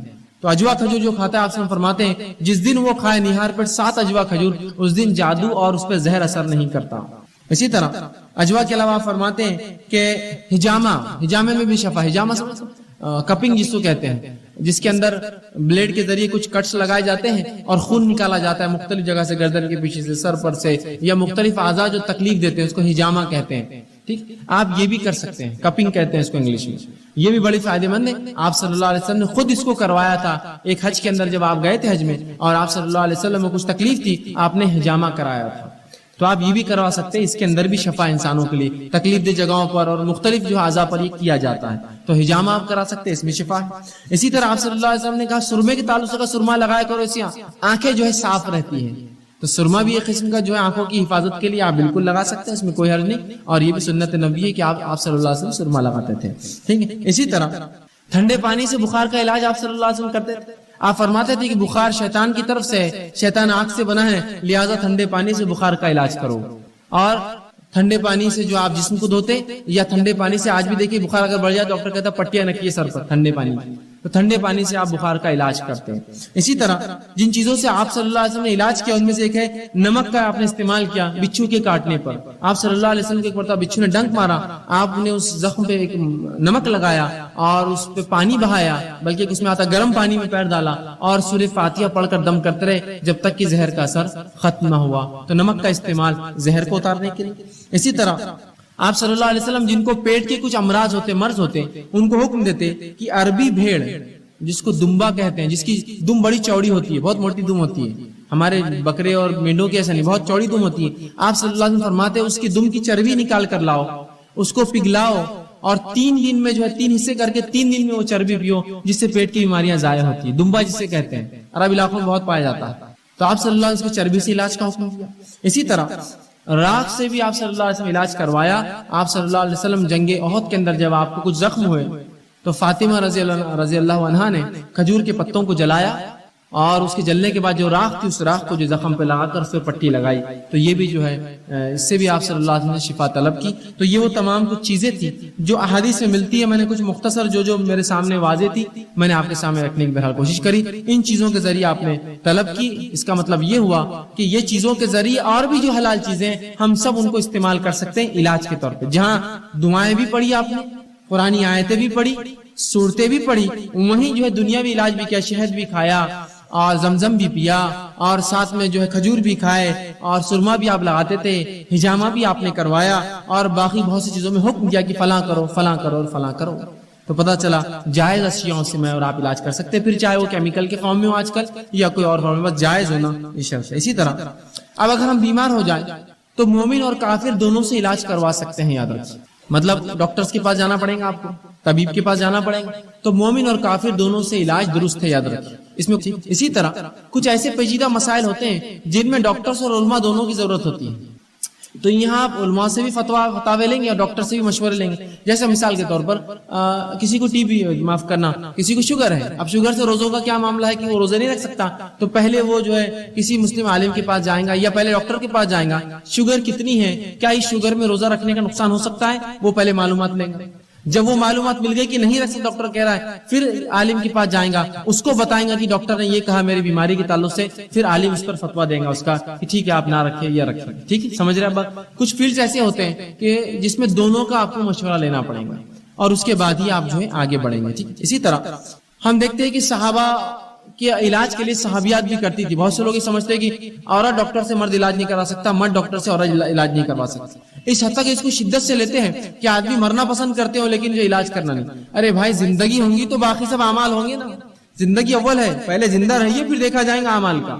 تو یہاں آپ دونوں سے کروا سکتے ہیں۔ اس کے لیے دلیل میں دیتا ہوں، سنن ابن ماجہ اور صحیح بخاری کی روایتیں، کئی روایتیں ملتی ہیں جس میں یہ آتا ہے کہ صحابیات یہ فرماتی ہے کہ ہم جہاد میں جاتی، پیچھے رہتی، زخمیوں کو اٹھاتی، مرہم پٹی کرتی، پانی پلاتی، اور جو زیادہ زخمی ہوتی ان کو واپس شہر بھیجتی۔ عورتیں کرتی یہ کام، زخمیوں کی مرہم پٹی عورتیں کریں گی تو کیسے کریں گی؟ ظاہر سی بات ہے وہ اپنے ہاتھوں سے کریں گی، مرہم پٹی کریں گی، علاج کریں گی، تو صحابیات یہ کرتی تھی۔ تو پتہ چلا عورتیں مرد کا علاج کر سکتی ہیں، تو اس کا مطلب یہ مرد عورتوں کا علاج بھی کر سکتے ہیں، ٹھیک۔ بہرحال احتیاط اس میں ضروری ہے کہ خواہ کو خوشی سے عورتوں کے پاس نہ جائے علاج کروانے، نہیں ادھر کہاں جا رہے، ادھر چلو ادھر جائیں گے، یہ غلط ہوگا، اس لیے کہ حرام ہے، آپ خواہ کیوں جا رہے ہیں۔ اور اسی طرح خواہ کو عورت مرد کے پاس نہ، جبکہ عورت موجود ہے، نہیں وہ بہت ہی نکچڑی دکھتی ہے، ہم کو فلاں کرتی ہے، آدمی کتنی اچھی باتیں کرتے ہیں اپنے سے، فلاں نہیں جا سکتے آپ، اس کا نکچڑا پن درست ہے آپ کے لیے، لیکن کسی آدمی کے پاس آپ نہیں جائیں گے عورت کے ہوتے ہوئے، ٹھیک۔ تو یہ بہرحال ترجیحات ہوں گی۔ اسی طرح جب بیماری جب انسان کو ہوتی ہے تو بیماری سے پہلے احتیاط ضروری ہے۔ انگلش میں بھی ایک مثال ہے، prevention is better than cure, علاج سے زیادہ بہتر ہے کہ آپ احتیاط کریں۔ شریعت بھی احتیاط کا حکم دیتی ہے، یاد رکھیں۔ یہ ان لوگوں کے لیے خاص طور سے جو یہ کہتے ہیں ارے بیماری کچھ نہیں، اللہ دینا چاہیں گے، جو کرنا ہے کرو، کوئی سردی نہیں ہوتی، کوئی بارش نہیں ہوتی، کوئی دھوپ سے مجھے کچھ نہیں ہوتا، کوئی بیماری میں کچھ نہیں ہوتا، میں کچھ بھی ہے نا، اس حد تک بڑھ جاتے کسی کو حد نہیں۔ ایک صاحب کو میں نے دیکھا، کہا اللہ پر میرا بھروسہ ہے، میں کمزور ایمان کا نہیں ہوں، اور ایک آدمی جس کی آنکھ آئی ہوئی تھی اس کی آنکھ کا چھپا نکال کے اپنی آنکھ میں ڈالا، اس کا میل نکال کے کہا ہاں میں اللہ پر بھروسہ رکھنے والا مومن ہوں، بولے نہیں ہوتا۔ یاد رکھیے یہ توکل، یہ غیر شرعی توکل ہے، غیر شرعی توکل ہے، اس لیے کہ ان کے پاس ایک دلیل تھی۔ نبی اکرم صلی اللہ علیہ وسلم فرمایا کوئی بیماری چھوت نہیں ہوتی، ہاتھ لگانے سے نہیں پھیلتی، کوئی بیماری خود سے نہیں پھیلتی۔ حدیث کے الفاظ ہے کہ کچھ چیزیں کچھ بھی نہیں ہیں، کچھ چیزوں کی کوئی حقیقت نہیں۔ اس میں ایک فرمایا چھوت کوئی بیماری نہیں ہوتی، چھونے سے کوئی بیماری نہیں ہوتی، لیکن کس معنی میں سمجھنا پڑے گا نا، اپنے ڈھنگ سے سمجھیں گے تو پھر یہ ایسے بے خوفانہ حرکتیں کرتے ہیں۔ احتیاط ضروری ہے۔ آئیے میں مثال دیتا ہوں احتیاط کی۔ صحیح مسلم کی روایت ہے، آپ صلی اللہ علیہ وسلم نے بیمار اونٹوں کے باڑوں کو الگ بنانے کا حکم دیا اور صحت مند اونٹوں کے باڑے الگ بنانے کا حکم دیا۔ آئیے اس حدیث میں رسول اللہ جانوروں کو جو بیمار ہے الگ رکھو بول رہے صحت مند جانوروں سے۔ حدیث میں کہ کچھ اونٹوں کو خراش کھجلی کی بیماری ہو گئی تھی تو رسول اللہ نے کھجلی والے اونٹوں کو بغیر کھجلی والے اونٹوں سے الگ رکھا، مطلب دونوں کے باڑے الگ کیے۔ اس سے کیا پتا چل رہا ہے؟ احتیاط۔ آپ نے یہ کیا کہ دونوں اونٹوں کو ملو ایک دوسرے سے لے جا کر، کیا ہوتا دیکھیں گے، اللہ جس کو دینا چاہے دیں گے۔ نہیں، جب جانوروں میں اتنی احتیاط کی کہ ان کے باڑے الگ کر دیے تو انسانوں میں بدرجہ اولا یہ احتیاط ضروری یاد رکھیے۔ جب جانوروں میں اتنی احتیاط کی گئی تو انسانوں میں کتنی احتیاط کی ضرورت ہے ہمیں اور آپ کو؟ کرنا چاہیے۔ احتیاط میں کوئی حرج نہیں۔ ہاں چھونے سے کوئی بیماری نہیں ہوتی، اس کا معنی کیا پھر حدیث میں؟ آئیے میں وہ بھی اس کی وضاحت کر دیتا ہوں۔ جو آپ صلی اللہ علیہ وسلم نے کہا کوئی بیماری متعدی نہیں ہوتی، چھونے سے نہیں پھیلتی، اس کا کیا معنی ہے وہ سمجھاتا ہوں۔ اس کا معنی یہ ہے کہ عربوں میں ایک عقیدہ تھا، نبی اکرم صلی اللہ علیہ وسلم کے زمانے میں ایک بدعقیدگی تھی لوگوں میں، وہ یہ تھی، وہ کہتے تھے کہ بیماری خود سے جانے کی طاقت رکھتی ہے ایک دوسرے کے اندر، خود سے اس کے نفس کے اندر یہ طاقت ہوتی ہے کہ جس کو چاہے لگ سکتی ہے۔ اس کے توڑ میں رسول اللہ نے فرمایا بیماری میں خود سے لگنے کی طاقت نہیں ہوتی، اللہ جس کو چاہتا ہے دیتا ہے۔ سمجھ رہے آپ بات؟ جو رسول اللہ نے فرمایا چھوت کوئی چیز نہیں ہوتی، ٹھیک ہے، کہ بیماری متعدی خود بخود نہیں پھیلتی، اس کا معنی کیا ہے؟ جو مشرکین مکہ کا عقیدہ تھا کہ بیماری میں سیلف یہ طاقت ہوتی ہے، اللہ نہیں، اس میں طاقت ہوتی ہے کہ جس کو چاہتی ہے لگ جاتی ہے جا کر، اس کا رد کیا اور کہا نہیں۔ اور اس کی دلیل یہ ہے کہ صحیح مسلم کی حدیث ہے، ایک شخص آیا کہ اللہ کے رسول اس کے بیمار اونٹوں کی وجہ سے میرے اونٹوں کو کھجلی ہو گئی، ٹھیک، خراش ہو گئی، اس کو کھجلی ہو گئی، آپ صلی اللہ علیہ وسلم نے فرمایا اچھا ٹھیک ہے، اس کے اونٹوں سے تیری اونٹ کو، ٹھیک ہے، اس کے اونٹوں کو کس سے ہوئی؟ تو کہا اس کے اونٹوں سے ہوئی۔ اچھا کہا اس کے اونٹوں کو کس سے ہوئی؟ تو کہا اس کے اونٹوں سے ہوئی۔ کہا پہلے اونٹ کو کس سے ہوئی؟ تو کہا اللہ نے دی۔ تو کہا سب کو اللہ نے دی، کوئی اونٹ کو خود پھیلی نہیں ہوئی، سب کو اللہ نے دی۔ سمجھے آپ بات کو؟ جو عقیدہ تھا اس زمانے میں لوگوں کا کہ بیماری خود سے طاقت رکھتی پھیلنے کی، اللہ کے رسول نے اس کا نفی اور انکار کیا اور کہا ویسا نہیں، اللہ جس کو چاہتا ہے اس کو بیماری دیتا ہے۔ کہا وہ پہلے اونٹ کو کس نے بیماری دی؟ تو کہا اللہ نے۔ تو کہا تیرے اونٹ کو بھی اللہ نے دی، اس پہ الزام مت لگا۔ سمجھ رہے ہیں بات کو؟ لیکن احتیاط اپنی جگہ آپ نے کروائی، کہا صحت مند اونٹوں کو خراش والے کھجلی والے اونٹوں سے الگ رکھو۔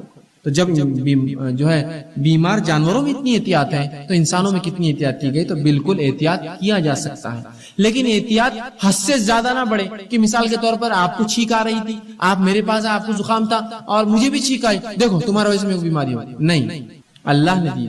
احتیاط الگ چیز ہے، لیکن ہوتا ہے نا ماں باپ ہے، بچہ بیمار ہے تو کیا اس سے احتیاط کر کے اس کو الگ کر دیں گے، بھائی ہم نہیں رہتے، دواخانے میں ڈال دو اس کو لے جا کے؟ نہیں، رہیں گے ساتھ۔ اب اگر بیمار ہوگا تو یہ نہیں کہہ سکتے ہو کہ جو ہے یہ بیماری اس کی وجہ سے ہوئی، آپ یہ کہہ سکتے ہیں اس کو بیماری تھی اللہ نے دی، مجھے بھی اللہ نے بیماری کو دی۔ سمجھے آپ بات کو؟ بیماری خود سے متعدی نہیں ہوتی، اللہ جس کو چاہتا ہے اس کو دیتا ہے۔ اب دیکھیے نا وبا پھیلتی ہے، لاکھوں لوگ ہوتے لیکن کچھ کو لگتی، سب کو لگتی ہے کہ نہیں؟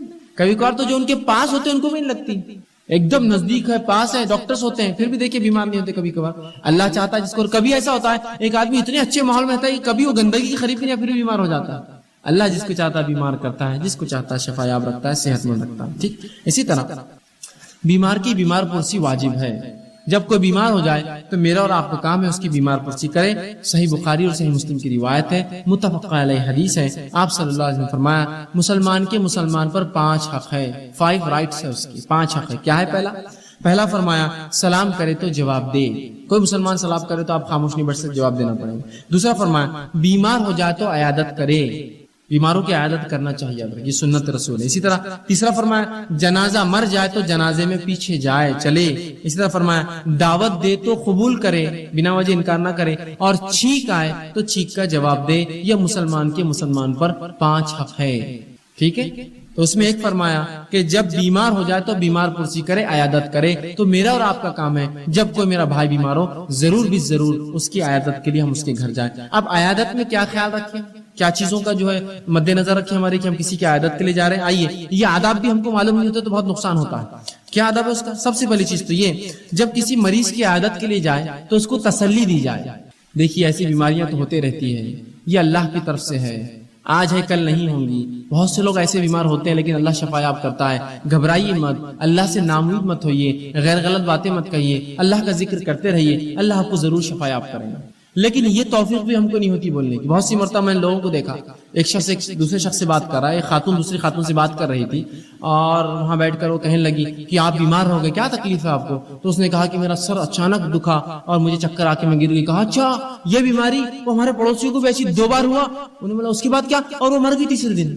اب وہ بیچاری کا کیا حال ہوا ہوگا؟ اور ایک نہیں، پھر انہوں نے لسٹ شروع کر دیے، وہ دیکھو ان کی بچی کو ہوا 5 دن میں مر گئی، ان کی بچی کو ہوا 3 دن میں مر گئے، ان کو ہوا اب تک پاگل ہے۔ اب یہ ویسے ہی بیمار بیچاری خاتون، اس کی باتیں سن کے وہ 100% بالکل اب مر جائیں گی، نہیں مرنے والی تھوڑے دن۔ یہ طریقہ ہے بیمار کی عادت کا۔ تسلی دیجیے اس کو، کتنا بھی بڑا مرض ہو تو یہ کہیے امید کیجیے اللہ سے، اللہ شفا دے۔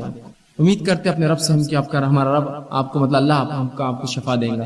یا ایک شخص بیمار تھا، ایسے واقعہ سنائی جو بیماری میں بچ گئے، ہو سکتا ہے بہت سے مرے بھی ہوں گے اس بیماری میں، لیکن کیوں ضرورت ہے سنانے کی؟ نہیں دیکھیے وہ فلاں تھے، لوگوں نے کہہ دیا تھا کہ وہ بچ نہیں سکتے تھے، الحمدللہ آج اللہ نے زندگی دی ہے، آپ دعا کیجیے اللہ سے، دعا کرتے رہیے، اللہ شفا دے گا۔ یہ ادب ہے اس کا کہ جب کسی کے پاس جائے تسلی دے، اور نہ صرف اس کو تسلی دے بلکہ دوسروں کو بھی کہے کہ اللہ اس کو شفا دے گا، امید کرتے ہیں۔ نبی اکرم صلی اللہ علیہ وسلم کی بیماری میں علی بن ابی طالب رضی اللہ عنہ گئے اور رسول اللہ سے ملاقات کی، جب نکلے صحابہ نے پوچھا کیسے ہے؟ تو کہا ٹھیک ہے، اللہ شفا دے دے گا۔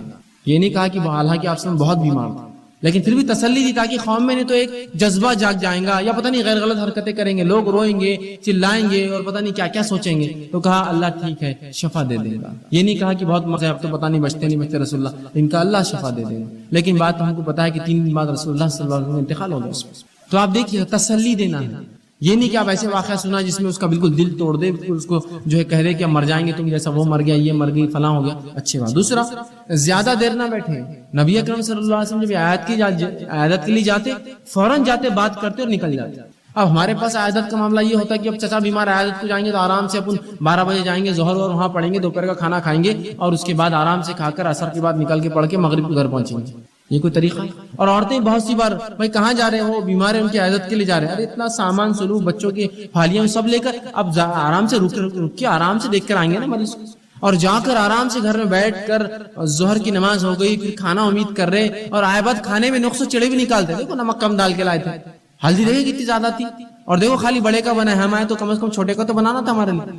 بیمار کی عادت میں تم دینا چھوڑ کر اس سے امیدیں کرتے ہیں. بہت سے لوگ تو اس حد تک ہو جاتے ہیں کہ دواخانے میں جاتے ہیں لوگوں کو دیکھنے، وہ بیچارہ اپنی بیماری میں پریشان اور آئے بعد بولتے چائے تک کو نہیں پوچھے، چائے تک کو نہیں پوچھے. شرم آنی چاہیے تم کو، تم کچھ اس کے لیے لے جاؤ، وہ چھوڑ کر تم اس سے امید کرتے ہو چائے کی. تو یہ اخلاق بھی ہم نے نہیں سیکھی، کیسے لوگوں سے بات کی جائے، بیمار کے ساتھ کیا کیا جائے. نبی اکرم صلی اللہ علیہ وسلم بیمار کے پاس جاتے، فوراً بات کرتے، دعائیں دیتے، کیسے پوچھتے اور نکل جائے، رکتے نہیں. ہو سکے تو آپ تحفہ دیجیے بیمار کو، اس لیے کہ تحفے تحائف انسان کو خوش کرتے ہیں، اور ایسا تحفہ دیجیے جس کو دیکھ کر وہ خوش ہو جائے. اس میں پیسے فضول خرچی نہ ہو، اس کی صحت کے لیے فائدے مند ہو، جیسے آپ پھل دے سکتے ہیں اس کو، یا کچھ ایسی چیزیں جس سے وہ خوش ہو جاتا ہے، جس کو دیکھ کر ہوتا ہے نا بچہ ہے کچھ کھلونا دے دیا آپ، جس سے وہ خوش ہو جائے. اسی طرح کھانے کے لیے کچھ لے گئے آپ جس سے اس کو صحت یابی ہو جائے، یا کچھ جوس لے گئے، کچھ بھی ایسا جس سے نفع ہو اور اس کو خوشی ہو، ایسے آپ تحفے تحائف بھی دے سکتے. کوئی انسان بیمار ہے، اس کو خوشبو کا بڑا شوق ہے، ایک عطر لے کے چلے گیا جس سے وہ خوش ہو گیا دیکھ کر، کچھ بھی جس سے اس کو راحت ملے، تھوڑی دیر کے لیے رفاقت ملے، تھوڑی دیر اپنی بیماری بیچارہ بھول جائے. یہ بھی کرنا سنت، یاد رکھیے. آپ تحفے تحائف جس کو چھوٹے موٹے ہی صحیح آپ اس کو بالکل دیجیے، دے سکتے ہیں. اسی طرح آپ صلی اللہ علیہ وسلم بخاری کی روایت آپ فرماتے ہیں لا باسا طہور انشاءاللہ. جب آپ ایک شخص کے پاس گئے، اس کی بیماری میں اس کو دیکھا، آپ نے یہ کہا اور فرمایا کوئی حرج نہیں، اللہ کی مشیت ہے، بیماری تمہارے گناہوں کو پاک کریں گے. اتنا ہی کہا اور پھر نکل کر آ گیا. تو بس جائیے، ضرور جائیے، اور مختصر آپ پوچھیے کیسے ہیں، کیا ہے، کیا حال چال ہے، اللہ آپ کو شفا دے، صحت دے، اور بیماری سے گھبرائیے مت، صبر کیجیے، اللہ کریں گا، میں چلتا ہوں، اللہ آپ کو شفا یاب کرے، نکل جائیے.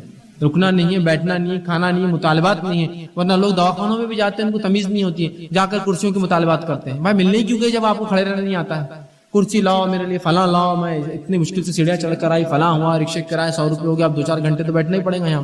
یہ سب نہیں، آپ جائیے اور سنت رسول کے تحت کی بھائی اس کا ثواب ہے، یہ کر کے واپس آ جائیے اللہ.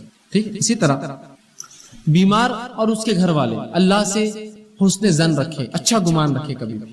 یہ بڑی اہم چیز ہے، اس لیے کہ صحیح مسلم کی روایت ہے، آپ صلی اللہ علیہ وسلم فرماتے ہیں، کہتے ہیں تمہارے ہر ایک کی موت اس حالت میں آئے کہ اپنے رب کے تعلق سے اچھا گمان رکھتا ہو. بیمار اور اسی گھر والے اللہ سے اچھا گمان رکھے، یہ بیماری اس کی جو ہے گناہوں کو صاف کر دیں گی، یہ بیماری آخرت کے لیے اس کو ثواب دیں گی. یہ بیماری کے ذریعے اللہ رب العزت ہماری آزمائش کر رہا ہے، اس پہ صبر کرے.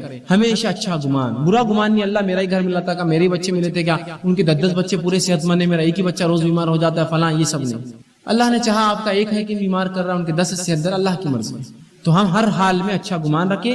رسول اللہ فرماتے تم میں سے کوئی شخص ایسا نہ ہو جس کی موت جو ہے ایسی حالت میں آئے کہ وہ اللہ سے اچھا گمان نہ رکھتا. مطلب اچھا گمان رکھیے اللہ سے کہ اگر موت کے قریب بھی تو اچھا گمان اللہ بدلا دے گا. اور ایک صحابی کا واقعہ میں نے آپ کو سنایا تھا. نبی اکرم صلی اللہ علیہ وسلم فرماتے ہیں، حدیث میں آتا ہے کہ ایک صحابی رسول موت کے قریب تھے. آپ صلی اللہ علیہ وسلم وہاں گئے اور کہا کیسا لگتا ہے؟ تو کہا جو ہے خوف کھاتا ہوں، ڈرتا ہوں اللہ کی جہنم اور اس کے عذاب سے. کہا ٹھیک. اس کے بعد پھر پوچھا آپ کیسا لگتا ہے؟ تو کہا امید کرتا ہوں اللہ سے جنت کی اور اس کی مغفرت کی. کہا ہاں، جو ایسی موت مرا خوف اور امید کے بیچ میں اللہ سے حسن ظن رکھتے ہوئے، یہ درست مرا، اس کی موت درست ہے. تو حسن ظن رکھیے اپنے رب سے.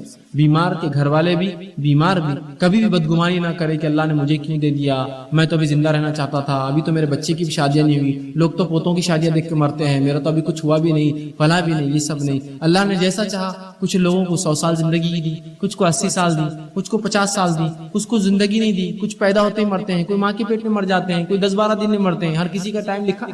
بس جتنا ٹائم ملا اتنے ٹائم کو صحیح استعمال کرنا، یہ اصل چیز ہے میرے اور آپ کے لیے. اور جب انسان شریعت کے مطابق کام کرتا ہے تو چھوٹی چھوٹی عمروں میں بھی ایسے کام کر جاتا ہے جو بہت طویل عمر پا کے بھی انسان نہیں کر پاتا ہے. صحابہ کو دیکھیے، محدثین کو دیکھیے، چھوٹی چھوٹی عمریں ہیں، بڑے بڑے کارنامے ہیں ان کی. یقینی آپ کہیں گے ایک آدمی لکھ رہا ہے فلاں، جیسا کہ بہت سے تابعین، تابعین اور سلف صالحین ہیں جنہوں نے زندگی میں اتنی کتابیں لکھی، کتابوں کی لسٹ بنانا مشکل جاتا ہے.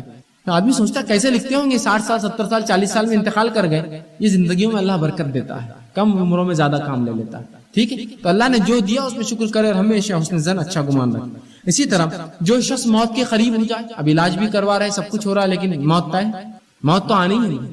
آپ صلی اللہ علیہ وسلم فرماتے ہیں، صحیح مسلم کی روایت ہے، اگر انسان کے پاس 100 بیماریاں ہوں، 100 بیماریاں بھی ہوں، اور اس میں سے ایک بھی اس کو نہ لگے، تب بھی موت تو آنا، اس لیے کہ بڑھاپا اس کو چھوڑنے والا نہیں ہوتا ہے نا۔ سب ٹھیک تھا، دل اچھا چل رہا تھا، بلڈ پریشر اچھا تھا، سب اچھا تھا، پھر بھی مر گئے، اس لیے کہ عمر کہ اگر 100 بیماریاں بھی انسان کو لگ سکتی اور ایک بھی نہ لگے، تب بھی موت تو آنا، اس لیے کہ بڑھاپا تو لگا ہوا ہے۔ سب سے بڑی بیماری ہو تو مرنا تو ہے ہی، سب تو مرنا تو ہے۔ تو اگر موت کے قریب کوئی شخص ہو جائے تو لا الہ الا اللہ کی اس کو تلقین کرے۔ تلقین مطلب اس سے کہے کہ لا الہ الا اللہ پڑھو، اور خود بھی وہاں لا الہ الا اللہ محمد رسول سے پڑھے، تاکہ اگر وہ ہوش میں نہ بھی ہو تو اپنے ہوش میں آنے سے پہلے، یا اسے کان سنتے رہتے ہیں، کبھی کبھار آدمی کی آنکھیں بند ہوتی ہے، وہ بھی کلمہ پڑھنا شروع کر دے لا الہ الا اللہ، تو تلقین کیا کیجئے، یہ ایک اچھا عمل ہے۔ اور آپ صلی اللہ علیہ وسلم نے اس کے تعلق سے فرمایا اور کہا، صحیح مسلم کی حدیث ہے، لقنوا امواتکم لا الہ الا اللہ، تلقین کرو اپنے موت کے قریب لوگوں کو لا الہ الا اللہ۔ اور آگے فرماتے ہیں، سنن ابو داؤد کی روایت میں نے فرمایا، من کان آخر کلامی لا الہ الا اللہ دخل الجنہ، جس کا آخری کلمہ یہ رہا لا الہ الا اللہ، وہ جنت میں جانے والا ہے۔ اس لیے کہ میں نے جیسا اس سے پہلے بتایا تھا، جیسی موت ہوگی ویسا اٹھیں گا، کلمہ پڑھتے ہوئے مرا، کلمہ پڑھتے اٹھیں گا، طواف کے دوران مرا، طواف کی حالت میں اٹھیں گا، جہاد کی حالت میں مرا، مجاہد اٹھیں گا، ظاہر سی بات ہے، نماز کی حالت میں مرا، نمازی اٹھیں گا، سجدے کی حالت میں مرا، سجدہ لا الہ پڑھتے لا الہ، گانا گاتے ہوئے مرا تو گانا گاتے ہوئے اٹھیں گا، شراب کی حالت میں مرا شرابی اٹھیں گا، ذلہ کی حالت میں مرا زانی اٹھیں گا، بدکاری میں اور گناہ میں مرا تو گناہ میں اٹھیں گا، سیدھی سی بات ہے۔ تو کہ من کان آخر کلمہ، جس کے آخری کلمات یہ لا الہ الا اللہ دخل الجنہ، اس کے لیے تو پھر جنت ہے۔ ایک حدیث میں فرمایا، جس کا اول کلمہ لا الہ الا اللہ ہو اور آخر کلمہ لا الہ، وہ جنت میں، مطلب جب بات کرے بچہ تو لا الہ کہے، اور جب مرے تو یہ بھی جنت ہے۔ ٹھیک، تو لا الہ الا اللہ کی تلقین ضرور کرے ایسے لوگوں کو جن کو لگتا ہے کہ موت کے قریب ہیں۔ ٹھیک ہے، اسی طرح ان لوگوں سے جو موت کے قریب ہو جائے، جن کی آپ تلقین کر رہے ہیں، ان کو کوئی چیز پلانے اور کھلانے کی کوشش اور خاموخواہ چیزیں باتیں نہ کریں۔ بہت سے لوگ ہوتے ہیں، مثال کے طور پہ ایک عورت ہے جس کا انتقال ہو رہا ہے، گھر کی پوری عورتیں جمع ہو جاتی ہے، ارے پانی پلاؤ، ارے دودھ پلاؤ، دودھ پانی سے کیا ہونے والا ہے، مرنے والا ہے انسان۔ وہ امی وہ زیور کا کیا کروں، وہ مالا کس کو دینے کا ہے، یہ گھر میں ہی رکھ لوں کیا، یہ بچی کا کیا کرنے کا ہے، یہ فلاں کا یہ کر دوں کیا، اس کے لیے کچھ بول رہے نہیں آپ، یہ سب مت کیجیے، وہ جا رہا ہے، ختم ہو رہا ہے دنیا سے، چھوڑ دیجیے مسئلے مسائل، آخرت میں ہو جائیں گا، بعد میں طے کر سکتے، وراثت کے پورے مسائل قرآن نے بیان کر دی۔ ایسا کوئی مسئلہ انسانی شعبے زندگی کا نہیں چھوڑا جس کا حل نہیں دیا، یہ سب پوچھنے کا تھوڑی، وراثت کی تقسیم بتا دی، لیکن ایسے سوالات کرتے اور خاموخواہ پلانے اور کھلانے کی کوشش کرتے ہیں، اس کی جانکنی میں جان ہے اور اس کو دودھ پلاتے ہیں، پیو، انگلیاں ڈال ڈال کے پلاتے ہیں، سبحان اللہ، وہ مر رہا ہے، چھوڑ دیجیے اس کو آپ، یہ دودھ پلانے سے پانی سے کچھ فائدہ نہیں ہونے والا ہے، علم نہیں ہے، جہالت ہوتی ہے، وہ کلمہ پڑھنا چاہتے ہیں، پڑھنے دے کے اس کو پانیاں پلاتے ہیں، اس کو دودھ پلاتے ہیں، اس کو دوا کھلانے کی کوشش کرتے ہیں، چھوڑ دیجیے اس کو، چھوڑ دیجیے اس کو، تلقین کیجیے کلمات۔ ٹھیک، تو کچھ پوچھنے کی، وراثت کے تعلق سے یہ سب پوچھنے کی ضرورت نہیں ہے، پانی پلانے کی اور دودھ پلانے کی، بلکہ آپ اس کو تلقین کیجیے اور جو ہے اس کو اور بڑھاوا دیجیے کہ فلاں چیز پڑھو، فلاں چیز پڑھو۔ اسی طرح موت کی علامتیں اگر ظاہر ہو جائے تو، ابھی تو یہ موت سے پہلے کچھ ایسا لگ رہا ہے کہ مر جائیں گے، موت کی علامتیں ظاہر ہونا شروع ہو گئی کسی انسان پر، تب ہم کیا کریں؟ تو جب کسی انسان پر موت کی علامتیں ظاہر ہو جائے، اس لیے کہ بیماری کا خاتمہ موت ہی، زندگی کا خاتمہ ہی موت، بیماری یا تو شفا یاب ہوں گی یا تو پھر انسان مر جائیں گا، دو ہی چیزیں ہو سکتی ہیں۔ تب کیا کریں؟ تو سب سے پہلا کام یہ کریں گے، جب موت کے علامتیں ظاہر ہونا شروع ہو تو اس کو دائیں پہلو پر لٹانے کی کوشش کریں، اگر آسانی سے ہو تو سیدھے ہاتھ کی کروٹ، سیدھی کروٹ جو بولتے ہیں، اور اس کا چہرہ ایسی کروٹ کرے سیدھی ہاتھ کر کے کہ قبلے رخ ہو جائے، پاسبل ہو تو، ضروری نہیں، ممکن ہو تو، مثال کے طور پہ پیشنٹ ایسا لیٹا ہوا ہے، قبلہ یہ طرف ہے، سیدھے ہاتھ پہ کر دیجیے تو اس کا منہ قبلے کی طرف ہو جائے، تاکہ قبلے کی طرف اس کا منہ ہو جب اس کا انتقال ہو۔ اس لیے کہ رسول اللہ صلی اللہ علیہ وسلم نے فرمایا کہ قبلہ کعبہ ہمارے مردوں اور زندوں دونوں کا قبلہ ہے، اور ہر عمل کوشش کرنا چاہیے کہ قبلے کی طرف دیکھ کر انسان کرے، یہ افضل ہے، ضروری نہیں، نماز تو فرض ہے قبلے کی طرف دیکھ کر پڑھنا، لیکن باقی اعمال میں بھی کوشش کر سکتے ہیں، جیسے قرآن پڑھنا ہے تو قبلے کی طرف، دعا کرنا ہے تب بھی کر سکتے ہیں، اس لیے کہ کعبہ ہمارا قبلہ ہے، اور کوشش کرنا چاہیے ہر عبادت میں اس کی طرف منہ ہو ہمارا، لیکن کوئی ضروری نہیں، نماز چھوڑ کر باقی چیزوں میں سنت ہے، کوشش کرے۔ تو اب مردہ مرنے پہ بیچارہ شخص جو مریض ہے، اس کو بھی آپ کوشش کریں آسانی سے، اس کے جسم کے اعتبار سے، حالات اور سہولت کے اعتبار سے، کوئی ضروری نہیں کہ آپ کھینچتان کرے بیچارے کے ساتھ، اگر سہولت ہو تو کر دے سیدھے طرف اور چہرہ ادھر ہو جائے، لیکن اگر ویسا پاسبل اگر نہیں ہے تو اس کا چہرہ قبلے کی طرف کرنے کی کوشش کرے، وہ تو ہو سکتا ہے، اگر وہ سیدھے طرف نہ بھی ہو، اگر وہ سیدھا لیٹتا ہے، مطلب چت لیٹ رہا ہے، اس کو سیدھا ہونا نہیں آتا ہے، کروٹ نہیں لے سکتا ہے، تو آپ اس کو سیدھا ہی رہنے دیجیے، اس کا چہرہ قبلے کی طرف کر دیجیے۔ اب چہرہ قبلے کی طرف کیسا کریں گے ایک انسان کا؟ ظاہر سی بات ہے، اس کے پیر قبلے کی طرف کریں گے تو چہرہ قبلے کی طرف ہو جائیں گے، سیدھی سی بات۔ جب پیر قبلے کی طرف ہوں گے تو خود بخود چہرہ قبلے کی طرف ہوگا نہیں ہوگا؟ تو یہی ہے، یاد رکھیے. بہت سے لوگ بولتے ہیں مرنے کے بعد پیر قبلے کی طرف کرنا. پیر قبلے کی طرف نہیں میرے بھائی، اس کا چہرہ کر رہے ہیں ہم. رسول اللہ نے فرمایا قبلہ ہمارے مردوں اور زندہ دونوں کا قبلہ ہے، لہٰذا جب بھی مردے کو اٹھایا جائے گا اس کا چہرہ قبلے کی طرف ہو بول کر اس کے پیر ادھر کیے جاتے ہیں. تو اصل چہرہ ادھر کیا جاتا ہے، نہ کہ پیر. لیکن چہرہ ادھر کرنے میں چونکہ وہ لیٹا ہوا ہے پیر ادھر کیے جائیں گے، تو کوشش کرے اس کے پیر قبلے جانب کر دے، تاکہ جب بھی آپ وہ اٹھے کچھ دعا کرے یا آپ مرنے کے بعد اٹھائے تو اس کا ہر بار چہرہ قبلے کی طرف. ٹھیک ہے، تو اس کو لٹانے کی کوشش کیجیے، یا پھر اس کا چہرہ قبلے کی طرف کی جس کے لیے پیر اس کے قبلے جانب آپ کو کر دینے ہوں گے. اسی طرح مرنے والے کے قریب سورہ یاسین آپ پڑھ سکتے ہیں. سنن ابو داؤد کی روایت ہے، حسن درجے کی حدیث ہے. آپ صلی اللہ علیہ وسلم فرما رکھا ہے اقرأوا یاسین علی امواتکم، اپنے مرنے والے پر یاسین پڑھو. اپنے، اس کا عام ترجمہ ہوگا اپنے مردوں پر یاسین پڑھو، لیکن مردوں سے مراد یہاں مرنے والا ہے، نہ کہ مرنے کے بعد. یہاں مرنے کے بعد خبر پہ جا کے لوگ پورا یاسین پڑھتے کھڑے رہتے ہیں. جب نہیں ہوں، مرنے والے پر جو مر رہا ہے. اس لیے کہ جب کسی کی جان جو ہے جانے والی یقین ہے، اس کو بھی عربی میں موتا ہی کہا جائے گا، وہ بھی میت کہا جاتا ہے، اس لیے کہ اب بچ نہیں سکتا ہے وہ. تو کہا اپنے اموات مرنے والے پر یاسین پڑھا کرو. مردوں پر نہیں، مرنے کے بعد نہیں، مرنے والے پر. جب زندہ ہے ابھی سن سکتا ہے، تلقین حاصل ہو سکتی ہے، تو سورہ یاسین پڑھنا چاہیے. اور سورہ یاسین کی بس اتنی ہی فضیلت آتی ہے، اس کے علاوہ قرآن کا دل ہے، فلاں ہے، یہ سب حدیث موضوع ہے، یاد رکھیے. تو پڑھنا چاہیے، کوشش کرے کہ مرنے کے قریب ہو تو اس کو پڑھے. یہ حسن درجے کی حدیث ہے. اسی طرح سورہ یاسین کے علاوہ مرنے والے کے پاس یاسین مرنے کے بعد خبر پہ نہیں، اسی وقت پڑھنا. اسی کے بعد اگر مرنے کے بعد اس کی آنکھیں اگر انتقال کر جائے تو ہو سکتا ہے اللہ شفا دے، کچھ کو شفا نہ بھی دے. اللہ سے امید رکھے، بدگمانی نہ کرے، اس کا بدلہ اللہ آخرت بیماری دے گا. اور اگر انسان اگر بیماری بہت زیادہ بڑھ جائے، موت کے قریب ہو، آپ نے تمام چیزیں کری، اب وہ مر جائے تو مرنے کے بعد صحیح مسلم کی روایت ہے اس کی آنکھوں کو بند کر دینا چاہیے. آپ صلی اللہ علیہ وسلم فرمایا، حدیث میں آتا ہے ابو سلمہ رضی اللہ عنہ کا انتقال ہوا، نبی اکرم صلی اللہ علیہ وسلم کے گھر گئے. گھر جانے سے پہلے ان کی روح قبض ہو چکی تھی، لیکن ان کی آنکھیں کھلی تھی. آپ صلی اللہ علیہ وسلم فرمایا کہ جب کوئی انتقال کرے اس کی آنکھیں بند کر دیا کرو، اس لیے کہ جب اس کی روح نکلتی ہے اس کی آنکھیں اس کا پیچھا کرتی، پیچھے پیچھے جاتی ہے، تو لہٰذا آنکھیں بند کر دے. سہولت سے بند ہو جا رہی ٹھیک، نہ بند ہو رہی تو آپ چھوڑ دیں، کوئی ضروری نہیں، فرض نہیں، لیکن کوشش کرنا چاہیے جو مر جائے اس کی آنکھوں کو آپ جو ہے بند کر دیں. اس کو جسم کو سیدھا کرے، ٹھیک ہو سکے تو پیروں کو باندھ دے انگوٹھے، تاکہ جسم ٹیڑھا نہ ہو جائے، یا موت کی تکلیف سے انسان جو ہے وہ ہوتا ہے. ہاتھوں کو سیدھا کر دے، سیدھا لٹا دے، اس کا پیر قبلے طرف ہو تاکہ اس کا چہرہ اس طرف ہو. اور بہرحال موت کے بعد اس کی آنکھیں بند کرنے کی کوشش کرے. تو یہ بہرحال تمام چیزیں تھیں جو انسان بیماری سے لے کر یا بیمار ہو جائے تو بیماری کی شفا کے لیے، علاج کے لیے، بیمار کی تلقین کے لیے ہمارے کو کیا ہے کام ہے، ان کو کیا ہے، کن چیزوں سے رسول اللہ نے شفا مانگی. بیمار اگر موت کے قریب ہے تو کیا کریں، اور اگر مر جائے تو اس معاملے میں کیا کریں، یہ کر سکتے ہیں. اسی طرح اگر وہ مر جائے کوئی تو صحیح مسلم کی حدیث آپ نے فرمایا جب تم میں سے تم بیمار کے پاس یا میت کے پاس جاؤ تو اچھی باتیں کرو، اس لیے کہ فرشتے اس بات پر آمین کہتے ہیں. جب بیمار کے پاس جاؤ اور میت کے پاس جاؤ تو اچھی باتیں کرو، اس لیے کہ فرشتے اس پر آمین کہتے ہیں. تو ہر بار میت اور بیمار کے تعلق سے اچھے الفاظ ادا کرنا چاہیے، یہ سنت ہے. تو یہ چند باتیں تھیں جو میں نے مناسب سمجھی آپ کے سامنے بیماری اور اسلام سلمان کے تحت رکھوں، تاکہ بیماری ایک انسانی سماج کا حصہ ہے. جب بھی کوئی بیمار ہو ان باتوں کو، ان نکات کو اگر ذہن میں رکھے تو انشاءاللہ عزیز اس بیماری پہ صبر کا ثواب گھر والوں کو، اس بیماری پر صبر کا ثواب میت کو، اگر مر جاتا ہے تو سب اس کو بھی ثواب اپنے صبر کا، اور اس کے ورثہ کو، اس کے بچے زندہ لوگوں کو بھی ثواب ملے گا. لہٰذا ہم کوشش کریں ان تمام شعبوں میں زندگی کی، بیماری تو خالی ایک مثال ہے، چاہے کوئی بھی مسئلہ ہو ہم شریعت کو مقدم رکھتے ہوئے سیکھنے کی کوشش کریں شریعت مجھ سے اور آپ سے کیا چاہتی ہے، اور اس کے مطابق اپنی زندگی کو ڈھالے. تو دیکھیے آپ بیماری بھی ثواب دیں گی، تنگ دستی بھی ثواب دیں گی، مشکل بھی ثواب دیں گا، تکلیفیں بھی ثواب دیں گی. ہر کٹھنائی انسان کے لیے، مومن کے لیے مفید ثابت ہوتی ہے. اسی پر اپنی بات ختم کروں گا. اللہ رب العزت سے دعا ہے کہ اللہ سبحانہ تعالیٰ کہنے سننے زیادہ ہمیں عمل کی توفیق عطا فرمائے، اپنے دین کا سمجھنا اور عمل کرنا ہمارے لیے آسان کرے. جب تک زندہ رکھے اسلام اور ایمان پر زندہ رکھے. خاتمہ ایمان پر. واخر دعوانا الحمدللہ رب العالمین.